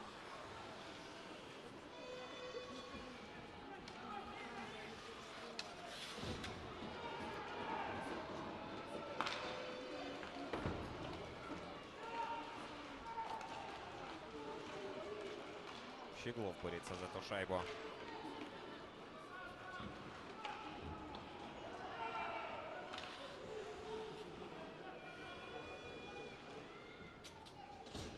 Шайбой Антон Захаров. Надо идти вперед.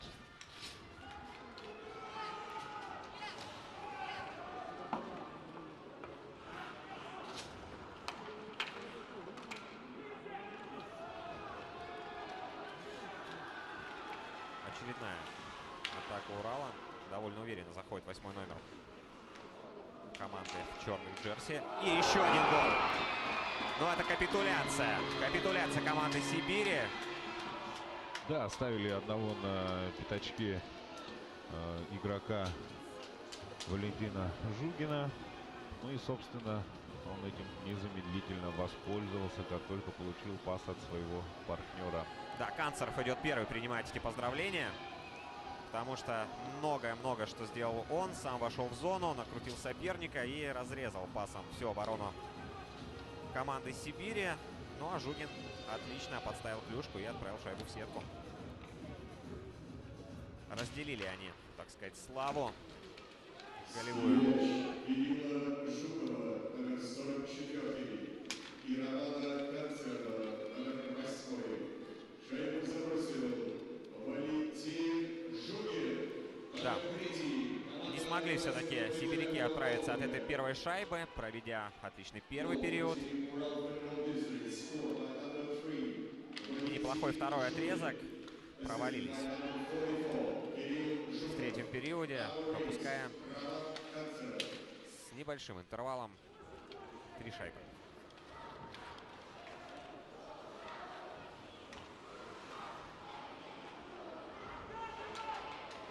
Газизов. Да, часто пытается собрать игру на себя сегодня Руслан Газизов, но не идет она.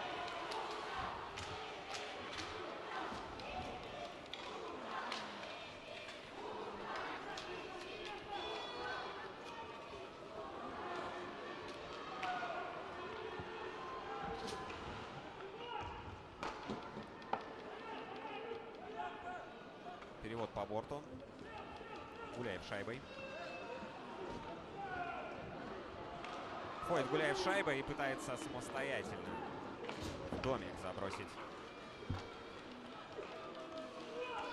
снаряд игровой, но все там забетонировал.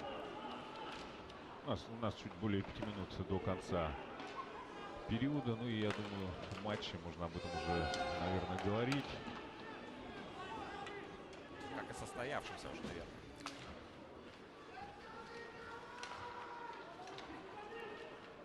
Урал уж точно, наверное, не разбазарит свое преимущество.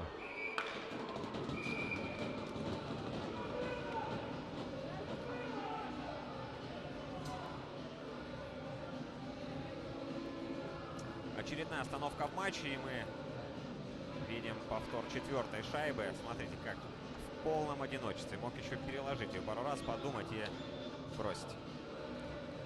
Тем временем остаются в меньшинстве игроки команды Урала. Капитан на скамейке, Жугин Валентин. С корабля на бал только что забросил шайбу и сразу присел на скамейку. А на ваших экранах капитан противоположной команды Малов.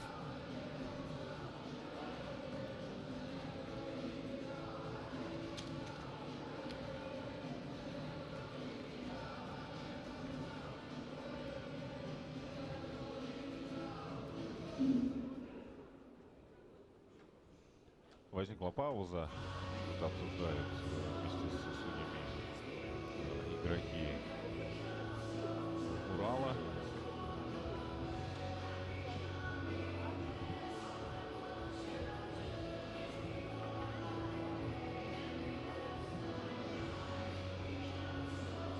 Да, видимо, недовольны этим удалением.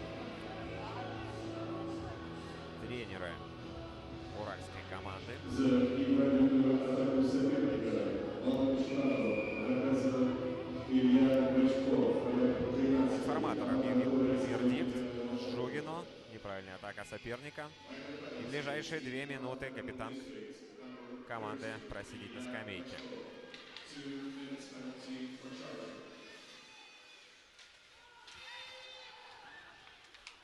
Не, прошу прощения, отсидит Квачко, Жугин на поле. На льду.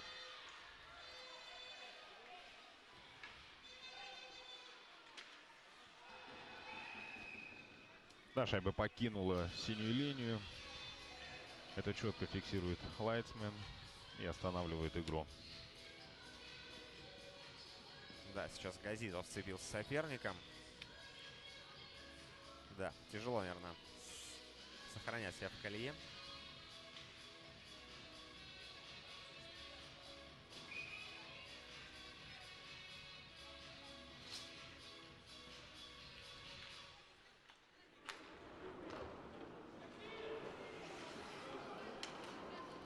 Сыслов Данил сейчас организовал атаку своей команды. Первый пас был его. Перевод на синюю линию. Глушенко. Глушенков. Снова Глушенков. Удар. Бросок приходится в одного из игроков Урала. И следует контратака. При том, что спешить игрокам Урала никуда не нужно, тем не менее они охотно бегут в атаку. Мы видели подобное поведение в матчах полуфинала, когда, несмотря на комфортное преимущество в счете, некоторые команды и вратарей меняли. Да, и И такой в шестером оставались, чтобы отработать те или иные моменты живой игры. Конечно, устроили сегодня настоящий хоккейный праздник, которым этот матч, пожалуй, стал вишенкой на огромном торте под названием «Международные детские спортивные игры Дети Азии».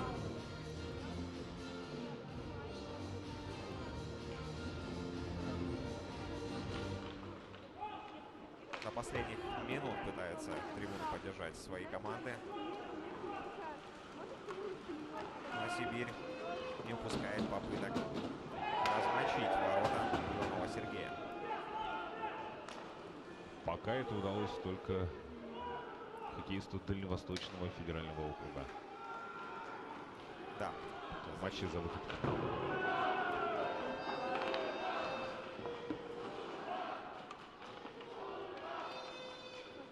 Урал скандирует трибуны.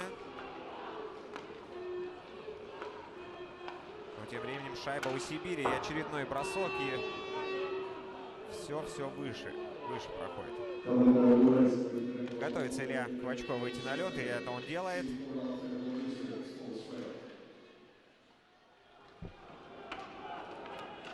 Вот он свежий, берет шайбу и сам сейчас попробует, 2 минуты передохнув, создать что-то в зоне соперника.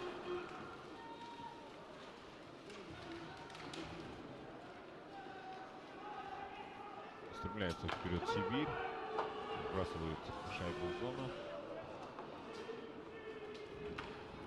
Ну и тут же она ее покидает. Можно будет играть. Первый на шайбе игрок Урала. Но завладеть. Отлично, еще один силовой прием.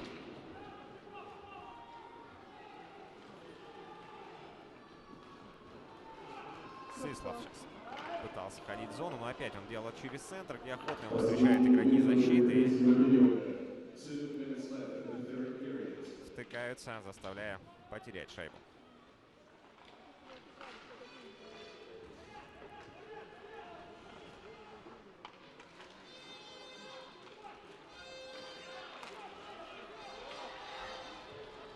Последние 1,5 минуты третьего периода, да и, пожалуй, всего матча. Отбившись, Сибирь устремляется в атаку. И будет удаление. Показалось, что локтем встретил своего оппонента игрок Урала. Неправильную атаку соперника фиксирует арбитры сегодняшнего матча.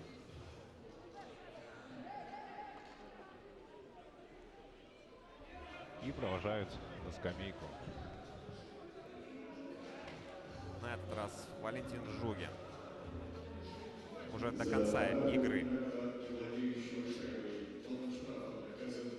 А может быть и до конца, если все-таки сибирякам удастся. А по мне прием был чистым. Да, согласен, Николай, мне тоже кажется, была чистая игра. Ну, как говорится, жираф большой, ему виднее, так и судьи находились ближе к этому игровому моменту. Ну а мы смотрим очередное большинство сибиряков. Еще ни разу в этом матче не удалось его реализовать. Да, Руслан Газизов выигрывает свое очередное вбрасывание.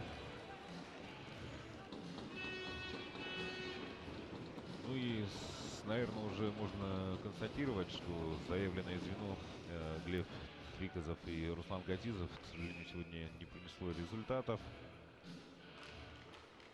Да, вспоминаю первые минуты игры.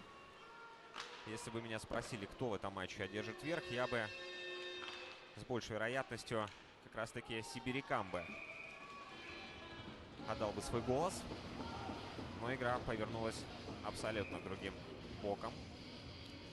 И со счетом 4-0 ведут представители Уральского федерального округа.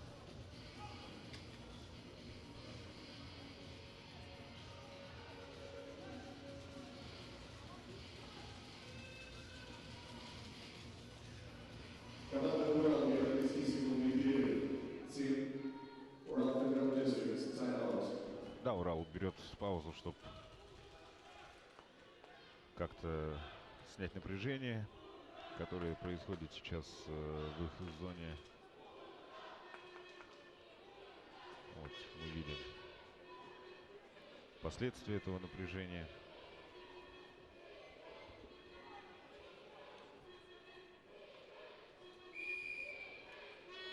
Тайм-аут over.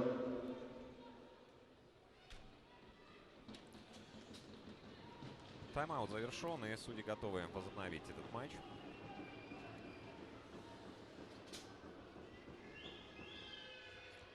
Сняли вратаря. Формат у нас игры 6-4. В большинстве у нас Сибирь. Делом чести уже остается забросить хоть одну шайбу. Но нужно заново заходить в зону, и это нелегкое испытание на отлаженной обороне уральцев. Тем временем последняя минута.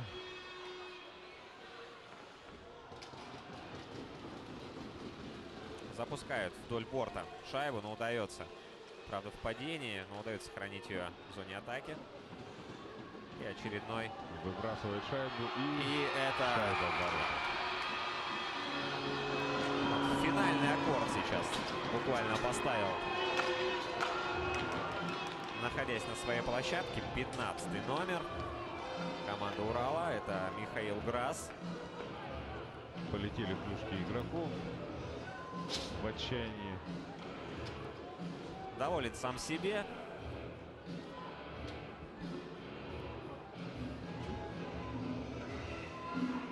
потому что очень быстро принял решение и бросал в сторону ворот, но и в них попал как раз.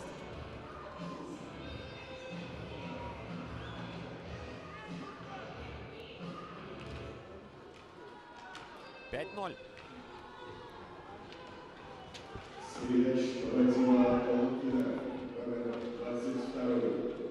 Если даже кто-то попытается сказать, что этот счет недостоин финала, то он наверняка не смотрел этот матч.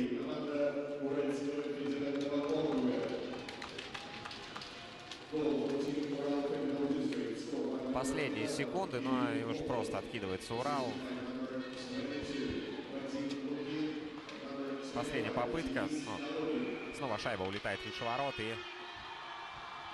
И все. Урал — обладатели первых золотых медалей на международных спортивных играх «Дети Азии» по зимним видам спорта. Хотя судьи готовы продолжить игру. 1 секунда. 1 секунда осталась. 1 секунда отделяет Урал от ликования.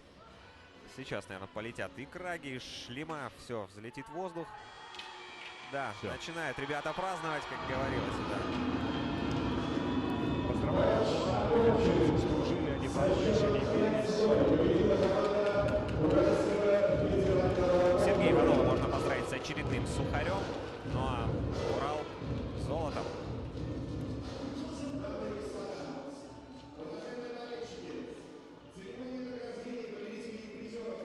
Через несколько мгновений состоится церемония награждения победителей и призеров турнира.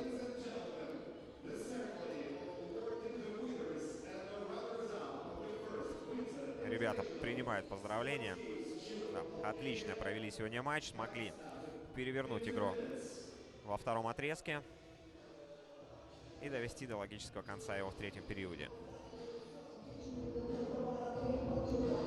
Ну а что хочется сказать северякам? Ребят, не отчаивайтесь, вы показали красивый хоккей. Да, немного не хватило. Где-то, так сказать, удача вам не улыбнулась. Но это спорт, бывает разное.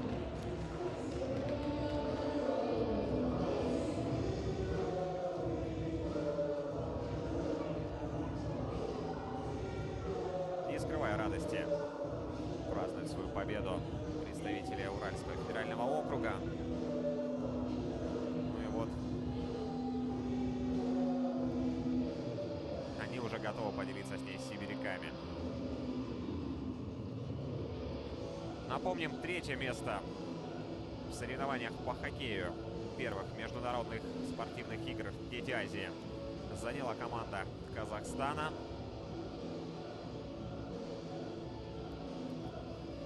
Ну а пока через несколько мгновений состоится поздравление. Ну а мы готовы. У нас есть возможность пообщаться с легендой отечественного хоккея Вячеславом Александровичем Фетисовым. Передаю слово Алексею Соколову. Итак, в завершении финального матча по хоккею первых зимних международных спортивных игр «Дети Азии» у нас интервью с легендой российского отечественного хоккея, с двукратным олимпийским чемпионом Вячеславом Фетисовым. Вячеслав Александрович, здравствуйте. Ваши впечатления от увиденного? Ну, я очень рад за мальчишек. На самом деле, я провел, наверное, около 2000 игр за всю свою карьеру. Всегда помню свои первые международные игры, которые, в общем, любому спортсмену дают, в общем, самооценку, возможность ставить перед собой большие цели. Ну и опыт самый фантастический, что остается навсегда международным. Поэтому, да, я поздравляю ребят. Хорошего качества хоккея я увидел. Но самое главное, атмосфера, которая присутствует здесь, в Южно-Сахалинске, она неповторяемая. Все-таки же люди, жители эту атмосферу делают. И, конечно, колоссальная работа волонтеров. Они вот этот праздник ежедневный делают своим вот сердцем и душой. Хорошо, ну такой практический вопрос. Насколько важно и нужно развивать хоккей в азиатской части России, ну и вообще в азиатских странах, поскольку хоккей — это больше Европа и Северная Америка? Ну, одна из моих целей приезда сегодня на Дальний Восток — это как раз поддержать развитие хоккея. Потому что идут разговоры сейчас о том, что необходимо убрать Амур и Адмирал из КХЛ. Я считаю, что это неприемлемое решение. Все-таки ж хоккей на Дальнем Востоке, в Сибири, это игра номер один. Она вот не имела развития в свое время в Советском Союзе, а вот в наше время она, в общем, стала главной игрой людей на Дальнем Востоке и в Сибири. Поэтому мы должны все сделать для того, чтобы мальчишки, которые вот, мечтают сегодня пробиться, имели шанс. Имели возможность, имели, в общем, систему, которая даст им эту возможность вовремя подхватить талант, поддержать его и дать им возможность реализоваться. Поэтому я считаю, что мы все должны сделать на уровне регионов, федерального правительства, федерации по хоккею, чтобы хоккей на Дальнем Востоке, в Сибири был в полном развитии и стал и был самой любимой игрой людей, и мальчишек, и девчонок. Да? Спасибо большое. Еще раз напомню, что в эфире был двукратный олимпийский чемпион Вячеслав Фетисов, который сегодня находится на финальном матче первых международных спортивных игр «Дети Азии» в матче по хоккею, где победу одержала команда Уральского федерального округа. Спасибо.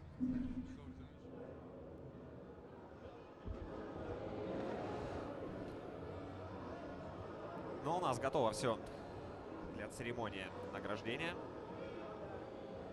До сих пор игроки Сибири не могут, наверное, отойти от некого шока. Конечно, хотела занять первое место. Арбитры встречи. И снова мы видим хайлайты сегодняшнего матча. Самые интересные моменты, ну, конечно, это голы. Их сегодня было немало. К сожалению, конечно, что в одни ворота, и под конец игра приняла такой однобокий характер.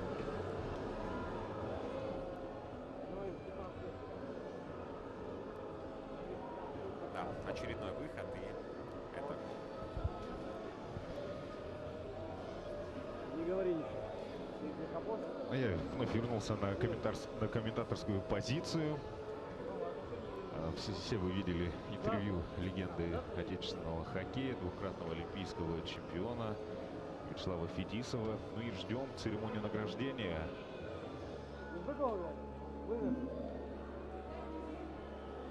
Ждем церемонию награждения. И медали победители будут получать из рук Вячеслава Фетисова.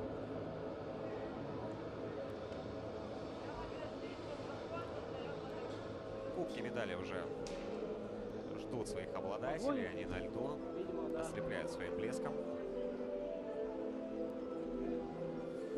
Уважаемые товарищи, давайте еще раз наградим хоккеистов своими аплодисментами. Они сегодня отдались полностью. Выложились на все сто, потому что мы сделали этот праздник таким ярким, как мы его видели. Да, горечь поражения видна в глазах хоккеистов Сибирского федерального округа. Ну, для мальчишек это такой один из первых серьезных опытов, поэтому, ну, как говорится, без поражений нет и побед. Есть к чему стремиться. Ну и душа радуется, когда смотришь на таких пацанов, которые свою жизнь посвятили хоккею, которые вкладывают силу и душу в этот вид спорта. И вдвойне радостно, когда это приносит результат, пусть и серебряный или бронзовый. Но, тем не менее, это результат огромной работы. Они долгое время готовились к этим стартам. На ваших экранах Силантьев Захар, вратарь сборной Сибирского федерального округа. Да, много ему сегодня досталось. Не скрывает уже эмоций, но все впереди. Многое он сделал для того, чтобы команда оказалась в этом финале.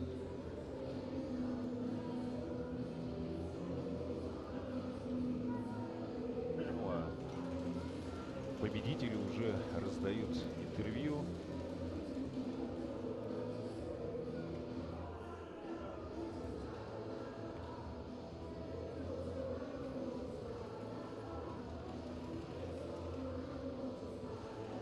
Несмотря на то, что матч уже завершен, трибуны остаются наполнены зрителями.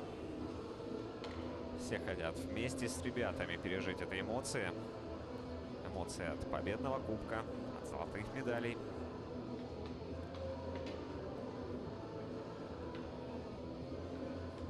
Малов Вячеслав, капитан, переживает.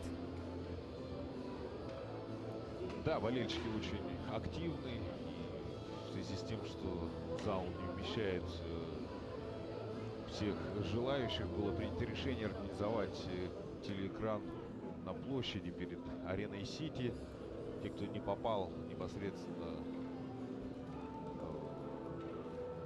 на трибуны, могли наблюдать его матч по большому экрану.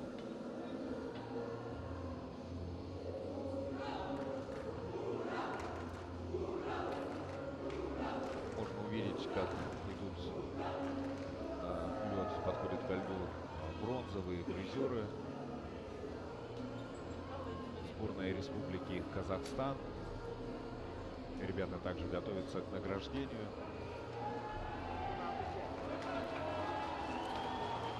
Благодарят своих болельщиков хоккеисты Урала. Сегодня болельщики, это был 6-й полевой игрок. Хорошо, они их поддерживали, гнали вперед. И заслуженно сейчас разделяют радость этой победы. Ну, я здесь соглашусь полностью с Николаем о том, что 5-0 это не счет по игре, это стечение такое, так скажем. Так ребята бились до конца. И буквально до середины, наверное, третьего периода еще не было ясно.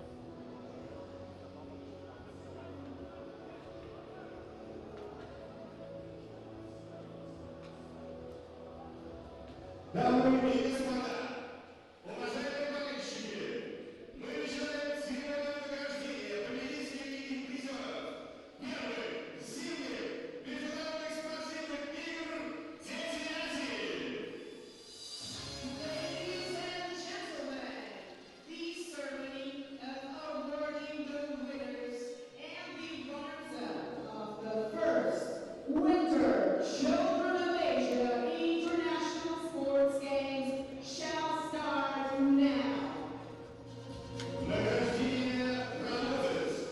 Временно исполняющий обязанности губернатора Сахалинской области Валерий Лимаренко. The awarding will be performed by the acting governor of Sakhalin region, Mr. Valery Limanenko.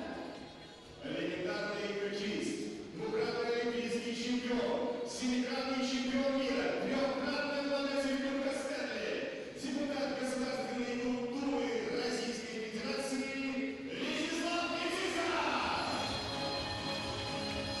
Legendary hockey player, two-time Olympic gold medalist, seven-time world champion, three-time Stanley Cup winner, Russian Federation Duma member, Vyacheslav Fetizov.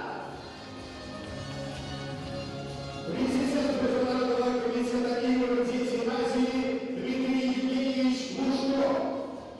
The President of the Children of Asia Games International Committee, Mr. Dmitry Glushkov. И председатель Совета национального экологического корпуса России Тимур Усманов. And the chair of the National Environmental Forums Council of the Russian Federation, Mr. Timur Usmanov. Ну что, у нас готова к церемонии награждения команды на льду. Ladies and gentlemen, welcome the acting governor, Mr. Valery Limanenko. Дорогие друзья, была чудесная игра, мы получили истинное наслаждение. Спасибо вам, спортсмены, за мужество и мастерство. Спасибо тренерам за наставничество, за профессионализм. Спасибо судьям за честность и объективность. Спасибо волонтерам. Вы очень помогли нам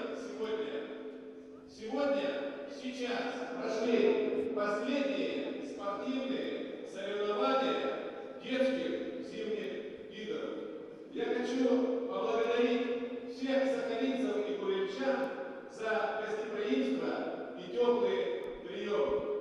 Дорогие друзья, поздравляю вас с этим великим спортивным праздником. С Новым победам! Да, действительно, спасибо всем.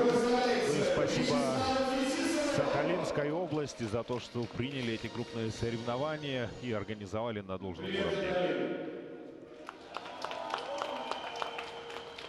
Мне огромная честь быть сегодня здесь, на этом льду с этими замечательными мальчишками. Ребят, вы счастливые люди. На самом деле вы занимаетесь спортом, у вас есть возможность участвовать в международных соревнованиях, у вас есть радость общения, у вас есть болельщики, у вас есть мечта каждого из вас. Я уверен, что на этом льду сегодня стоят будущие великие спортсмены. Ребята, я вас поздравляю с завершением турнира. У нас есть победители, фантастически сегодня играли, молодцы. У нас есть призеры. Но самое главное, результат это то, что вы сегодня несете дружбу и пример, как можно, в общем, сражаться на льду и быть друзьями вне хоккейных игр. Так что вы сегодня посты доброй воли, это очень важно.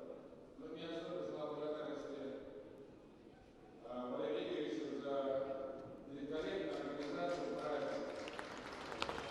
Что вам сказать, какое время назад, что сахалинцы способен проводить такого уровня международных соревнований? Оказывается, можно. Для нас это спорт, благодаря поддержке президента, становится смыслом жизни. Конечно, для нас, для всех жизнь задача наполнить ее такими праздниками, где мы можем еще раз порадоваться все вместе. Поэтому, ребята, я еще раз поздравляю вас. Спасибо вашим наставникам, родителям, ребятам из Казахстана. Удачи, молодцы тоже. Поэтому удачи всем и побед. Ура! Ну, как гласит один из девизов игр «Дети Азии», от дружбы в спорте к миру на земле. Главных призов мы бы хотели отметить арбитров сегодняшнего финального матча. And before we proceed, we would like to also give thanks to the arbiters of the games. Главные судьи, the referees of the game are Андрей Батурин и Александр Пономарев. Так, заслуженные награды предварительно получают судейская коллегия. Я еще раз напомню, что судьями на этих играх помогли Федерация хоккея России. Ну и, по крайней мере, в тех матчах, которые удалось мне увидеть, претензий, может быть, или каких-то там других вещей к судьям не возникало. Ну и, насколько мне известно, официальных жалоб и апелляций также от команд не было зафиксировано. Спасибо судьям. Сейчас мы хотели бы вручить памятные призы лучшим игрокам и тренерам соревнований составом каждой из команд от Национального экологического корпуса России при поддержке Управления делами президента Российской Федерации в рамках проекта «Волшебство Олимпийских побед». Специальные клюшки, которые изготовлены из древесины кремлевской новогодней ели, стоявшей на Соборной площади Московского Кремля. Награждение проводит Тимур Усманов. Now, we will award memorable gifts to the best players and coaches of teams. Итак, команда Японии. Head coach Хома Садаки and Ишида Сея. Итак, традиционное награждение в детских турнирах это часто происходит по номинациям «Лучшие игроки в командах». Катанов, Чори и игрок на брус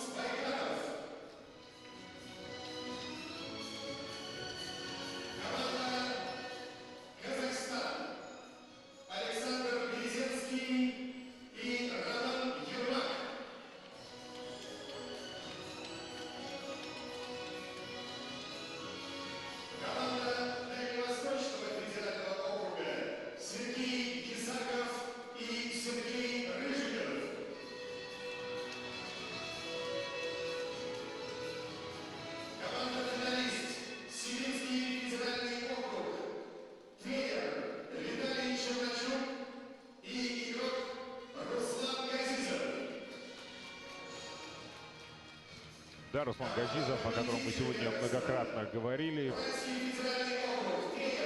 получает специальный приз.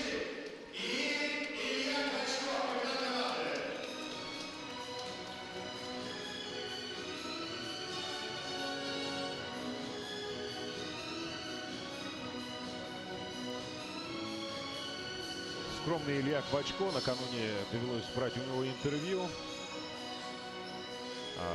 Парень, на самом деле, видно, что болеет хоккеем, но предельно скромен в своих комментариях.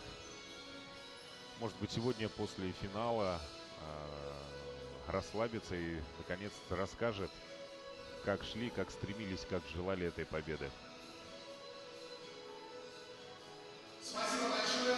Thank you so much. И мы переходим к церемонии награждения призеров и победителей.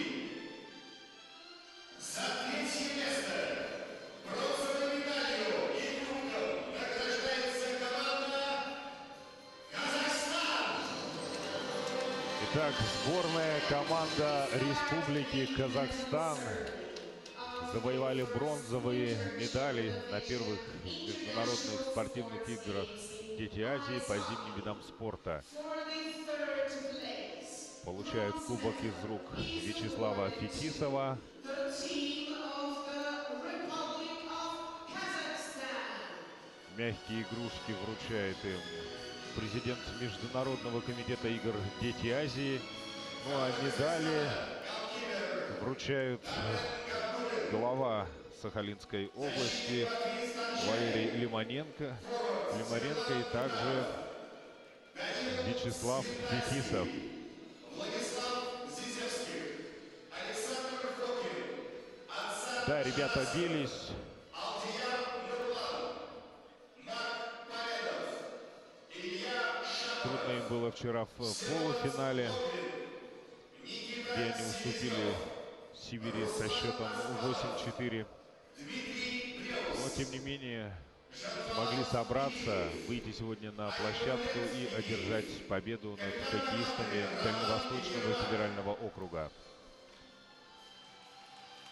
Сарсан Исмухамедов, Игорь Доронин, Алим Айкилеев, Кирилл Тюрюнов, Артем Авдеенко, тренеры команды, главный тренер Александр Березенский, Хоккей в Казахстане — вид спорта, который развит.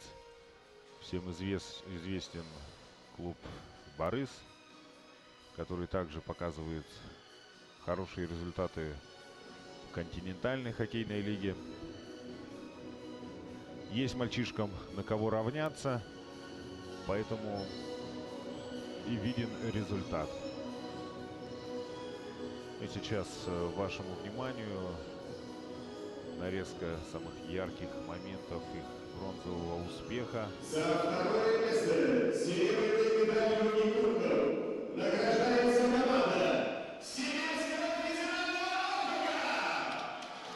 For the second place, silver medal and cup are awarded to the team of the Siberian Federal District, the Russian Federation. Сибирский федеральный округ. Команда, которая доказала, что в странах азиатского региона она одна из лидеров. Немного не получилось в конце финального матча, но мальчишки бились, боролись. И сейчас получают заслуженные серебряные медали зимних игр «Дети Азии». Никита Щеков, Андрей Перфильев, Александр Кудряшов, Лев Компекин, Ну и плюс пополнили они копилку в общем командном медальном зачете этих соревнований. Сибирь довольно-таки крепко была в тройке Я сейчас не готов сказать, поскольку там параллельно шли соревнования, но для того, чтобы остаться в тройке призеров, им надо было завоевывать медаль. Сегодня на хоккее желательно, конечно, золотую, но взяли серебро, но тем не менее это тоже огромный вклад в общекомандный зачет. Так, Сибирь у нас серебряные призеры первых зимних международных спортивных игр Дети Азии. Пожимает руку президент Международного комитета игр Дети Азии Дмитрий Глушко тренерскому штабу Сибири. Какие-то напутственные слова. Ну и медаль от Валерия Лимаренко и Вячеслава Фетисова. И, наконец, золотую медаль и звание победителя первых зимних международных спортивных игр Дети Азии завоевала команда Уральского федерального округа! Да, момент чемпионов. Уральский федеральный округ. Золотые медали. Кубок из рук легенды отечественного, ну что там уж отечественного, мирового хоккея Вячеслава Фетисова. Кубок получает Илья Квачко, капитан сборной.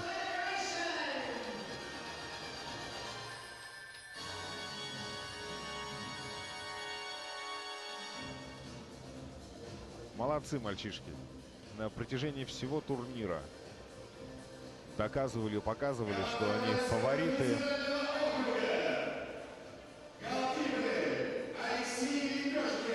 И сегодня мы в этом очередной раз убедились. Валентин Жукин, капитан команды Илья Квачко, Роман Канцеров, Кирилл Жуков, Савелий Медведев, Михаил Крас, Алик Вадрин, Кирилл Плотов, Денис... Да, перечисляют имена триумфаторов, ну а я перечислю две цифры, о которых мы говорили, и сейчас можно уже подвести окончательный итог. Это 54 шайбы по ходу турнира смогли забить в ворота соперников хоккеисты Уральского федерального округа. При этом сами пропустили всего одну. И эта шайба была забита в полуфинале. Дорогого стоит отстоять в сухую в финальной части любых крупных соревнований, тем более международного уровня.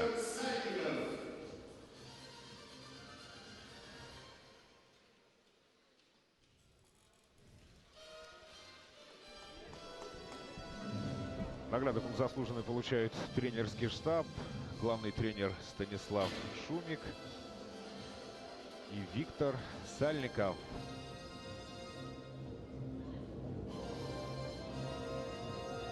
Радость золотых медалистов, триумф на Арена-Сити в Южно-Сахалинске.